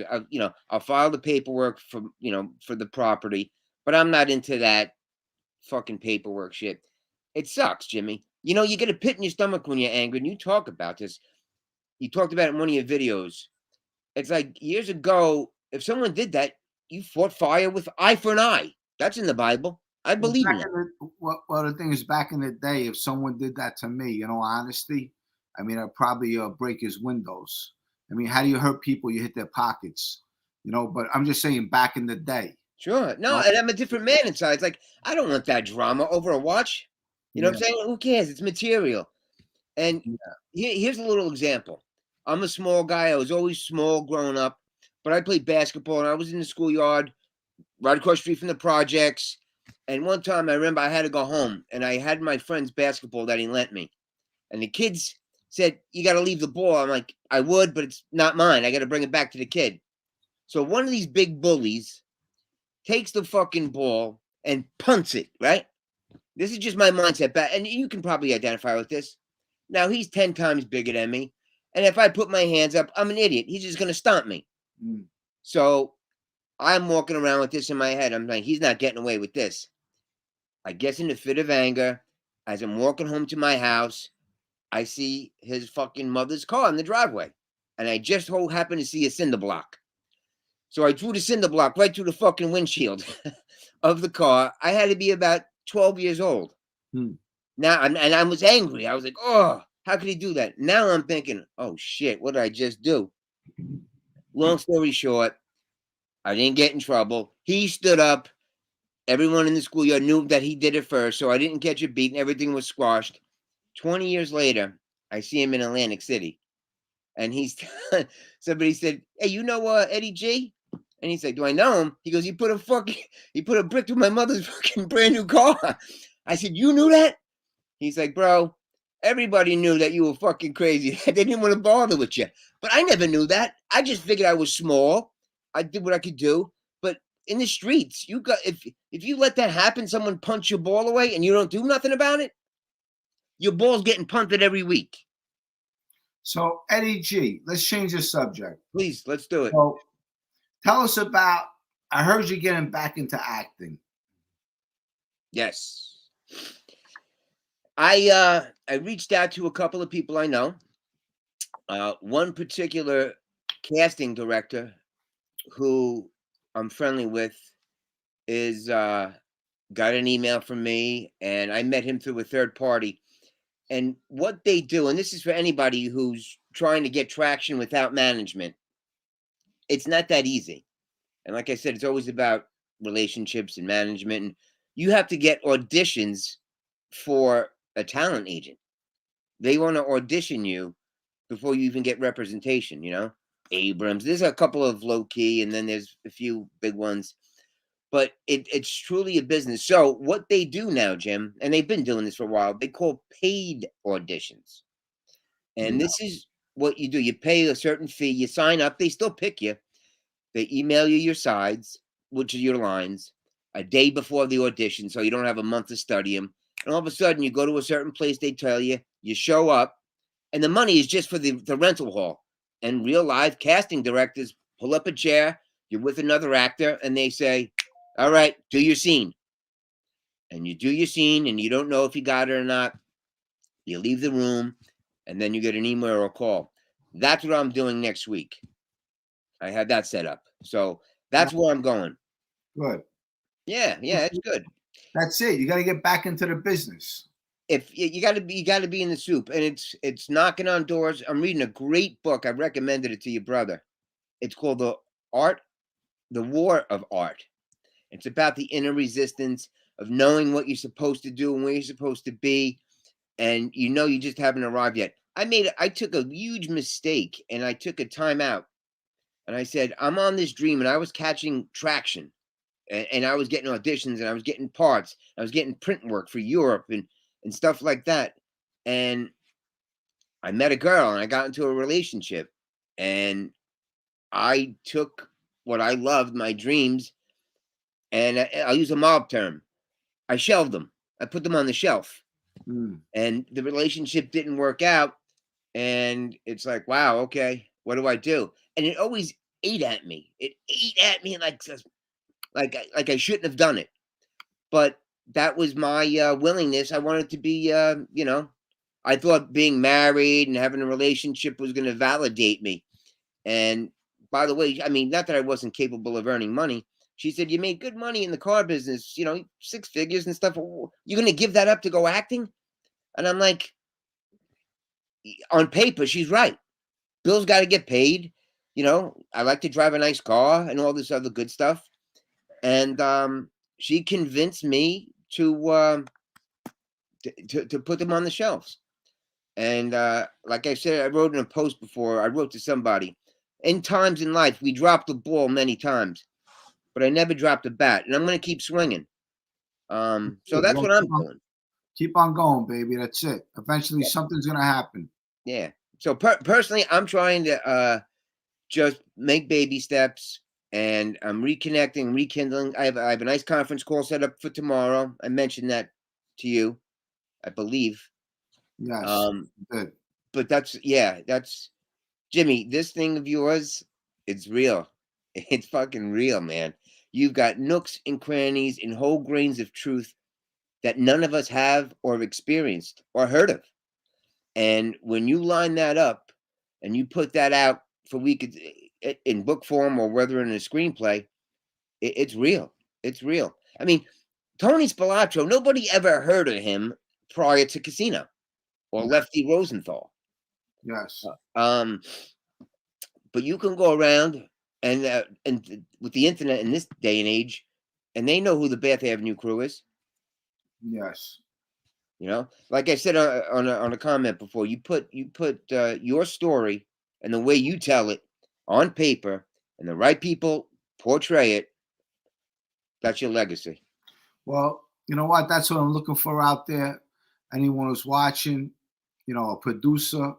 We can start with a producer, a writer, director, and, you know, anyone out there that's willing to, you know, sit down with me and hear what I got to say. Look at some documents that I wrote. You know, they've got ghostwriters, Jim. Out to me. They've got people that will sit with you, talk with you, and as you're talking, they'll be outlining things. They'll be sketching. They'll be putting stuff together. I mean, they know that everyone who has a story isn't necessarily a writer. So keeping that in mind, this business has people who just do that. They'll extract information from you better than Alphonse. Yeah, I was sitting down with Shia LaBeouf at one time. I asked for too much. I didn't know what I had. Hopefully, you know what, he could reconsider. I would love to work with Shia LaBeouf. I think he has a lot to offer, you know. And you know, I wasn't looking at the big picture then. I was basically looking at, you know, looking for $1. You know, I wasn't looking at the art form, but now I'm looking at the art form. You know, I have more detail of dialect in my brain, and you know, a picture of, you know, what I want to do. Yeah. You know, here's something. This is how God connects the dots. In 2008, 2009, around there, I'm in a celebrity. I was invited to a celebrity poker tournament.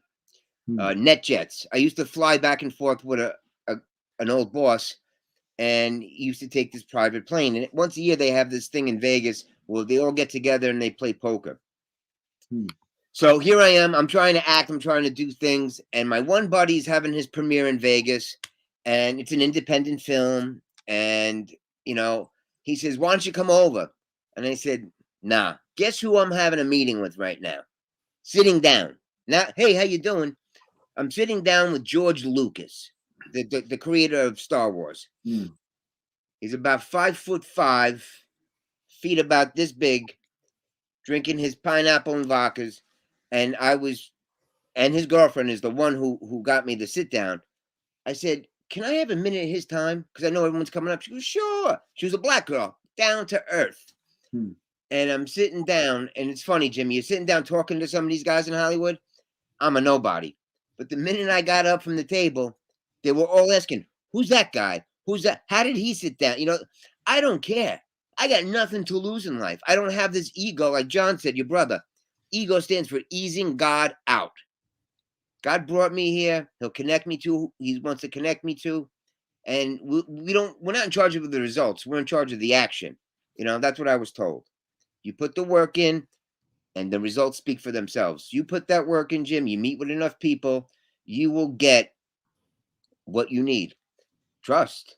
Yeah. And it's frustrating, and it's heartbreaking, and rejection is this, but it's so satisfying when you get your pop, when you get your shot, and you're going to get your shot, pop. Well, and you know what? Look, it's all about the right people on board. You know what? I spoke to a lot of people in this business, a lot of big time actors. You know, I don't have to say their name. But, you know, they gave me a heads up. They said, "Jimmy, whatever you do, make sure the right people are on board. You don't want the wrong people on board. It's very important doing business with the right people, you know, that see a vision and that want to tell the truth of your story.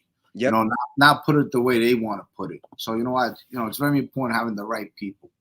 Absolutely. But, You got and unfortunately, you have to weed a few people out because they'll get so. In other words, they smell blood. And the first offer, and I'm not saying anything, I don't know your conversation with Shia LaBeouf. I don't know his representation or his people.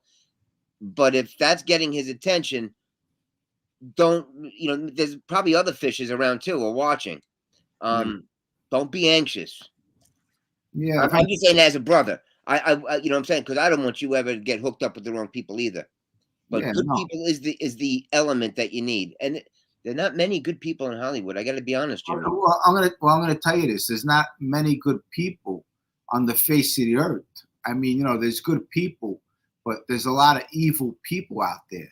So you have to be careful who you put in your company, you know. So, you know, that's just the way it is. Sure. This is the world we're living in, you Yeah. know. I mean, you know, growing up, you know, there was a lot of good people, but as the world gets, you know, continues to go on, you know, the good people, it seems like, you know, there's less and less more of good people. You know, there's no more God-loving people. They're still out there, but not like how they used to be. When I was growing up, there's churches all over the place. Now they're starting to shut down the churches and making them into supermarkets. You know, so, you know, things have changed. But, you know, having a good person is, you know, a blessing to have in your life, you know, so. Absolutely. We do this. There's an old saying, if you want to get to know God, get to know his children. Yeah.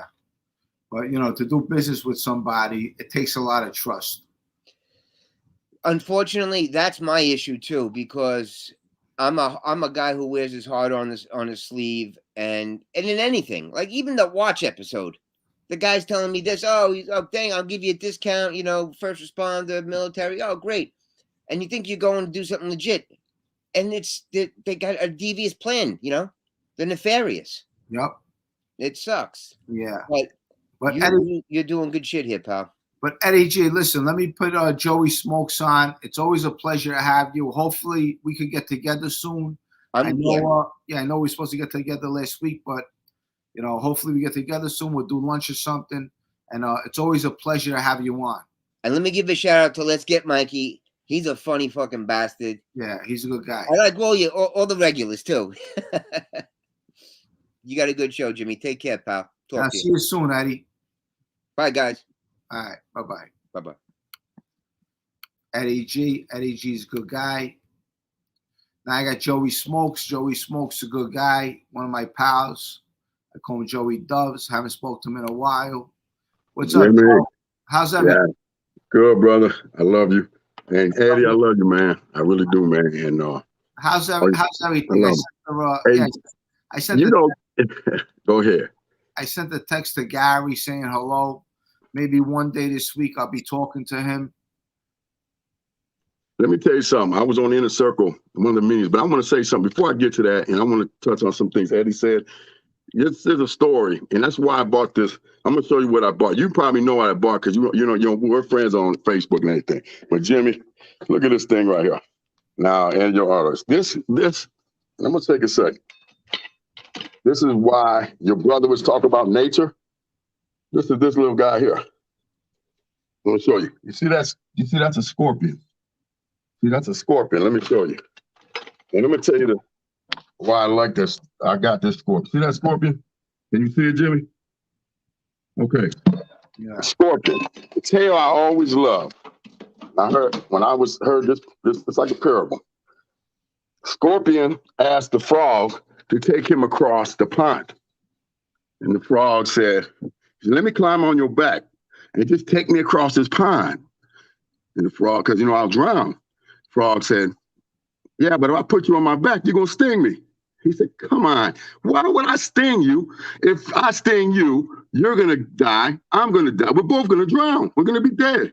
Why would I do that? That's stupid. Frog thought about it, and he said, you know what? You got a point. If you sting me, we're both going to die. So you're not going to sting me. Scorpion gets on his back. Frog said, let's go. They're going good, man. Scorpion didn't sting them. They get almost halfway through. Frog is feeling better. Hey, Scorpion ain't stung me. But guess what? Before they get to the shore, the frog felt a big sharp pain in his back. The hell? He said, you just stung me. I'm going to drown and you're going to die too. He said, what do you want me to do? That's my nature. That's my nature. I can't change my nature. See, some of these people out there, your nature is evil. Your nature, you can't help what you are.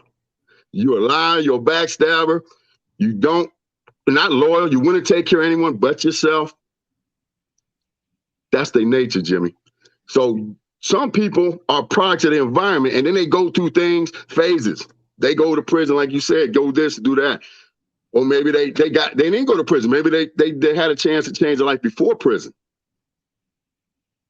But like Jimmy, your nature was a good nature. God knew your nature. Why are you sitting here right now? Why is you sitting here telling your stories? Why some other people are not? Jimmy, your nature is God knows your nature, everyone's nature, like your brother said. Michael Francis, they know what's in your heart. He knows your heart. You always was a good kid. You always was a good man. You went around the wrong. Everyone in that neighborhood was a product of that environment. Like your brother said, some didn't start out like that. Some, if they would have had a different environment, would have done something differently. Now, some of them guys could have made different decisions on not killing certain people. Like you said, some were just scumbags, not like, gangster trying to make it in money and business. They just wanted to kill to make a button or whatever that is they do in their life. Thing is, and in other lives, some people have to do drive-by shootings or have to get initiated into a gang. Joe, hold on for a second. The streets will never make you grow. It's not a seed, it's a gutter. There's no happy endings in this life. So this is my message to you.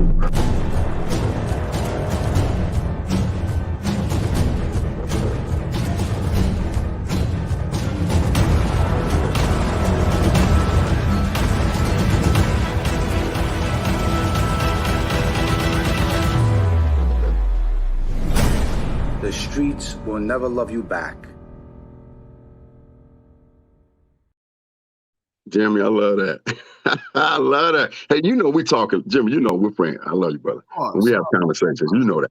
What I'm saying is, you know what I mean? You, and like your brother was saying, there's a guy I became, a member on his channel. It's called Hard Intentions. Okay. He spent 38 years in prison. This is what you call convict. He knew how to do his time. He had the respect. Okay. Now, he has a channel. He just got out about 4 years. He's an artist. He started doing art, and then someone showed him painting. He gets on there, and I encourage everyone to join his channel.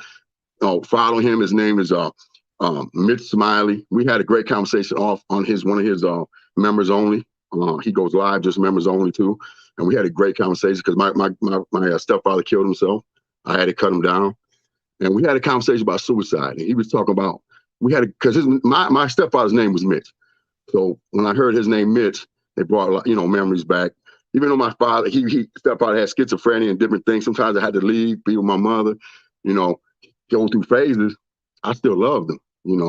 He had our first Christmas. He had gave me our first boom box. I had, those memories. But when he killed himself, we was going through a little bit. We weren't talking. I'm getting older, and I almost died. So I was just coming back, and then, we didn't get along that month, a couple months. But at the same time, I do remember the good times. I don't know why I didn't like he did that when my mother could find him, because that tore her up for a long time. But I forgave him, and I loved him. Now, me and Mitch had talked about that. I'm just going to say this because just to get into that, he had a lot of that same day we talked about that, someone reached out to him who wanted to kill themselves because they had to do time in jail. He was trying to find this woman's information, trying to contact her all day. He wanted to tell her, hey, it's okay. It's not as bad as you think. This man is a beautiful man. I'm gonna tell you right now, he's good like you. He did his time, 38 years straight. I actually, you know what, Joe? I don't want to interrupt you, but I want to show you a picture. Okay. Of a friend of mine that actually sent me yesterday. He took a picture of Michael Francesi. Oh. Okay. He went to go actually see Michael yesterday, and he has a photo with him. So I want to show this to you. So let me see if I can find this. Yeah, that's really cool. Yeah, he was in Detroit. Yeah, he was in Detroit, Michael, and this kid Anthony ended up sending me a photo of him. And is Anthony in the circle? Anthony's not in the inner circle. He should come in. This was actually. Let me just find them. Yep. I can find them here. Okay, let me see. Let me see.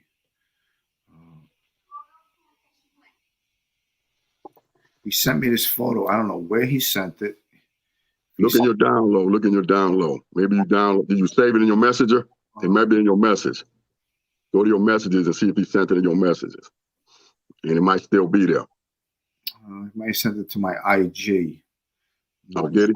Let me see where he sent it. That's the thing, man. You can. Michael's approachable, and you know. Oh no. And he told Michael, he mentioned my name.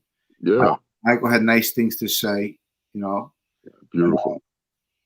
Michael's a great guy. Definitely. Like I said, Jim, you have a lot of opportunities. You're in the inner circle. I know you talk about here. Eventually I'll send it to you. Yeah, you send it to me. You know, here's the thing, and Eddie's talking a lot.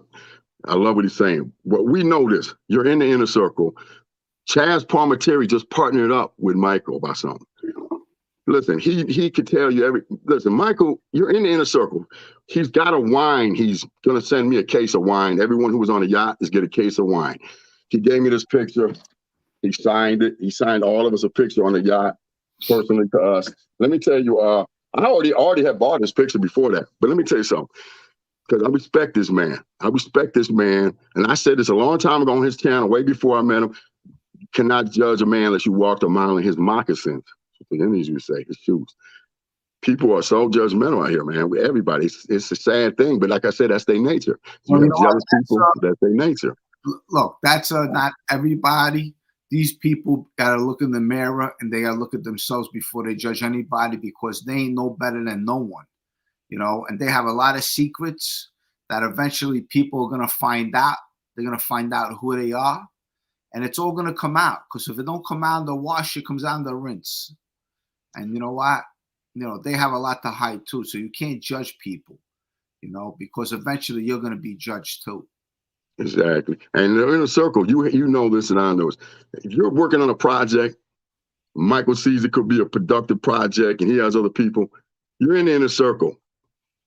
This is his legacy he's leaving. He's all about networking, helping each other. He tells us to network with each other. Now, you know, I got my friend Joey O.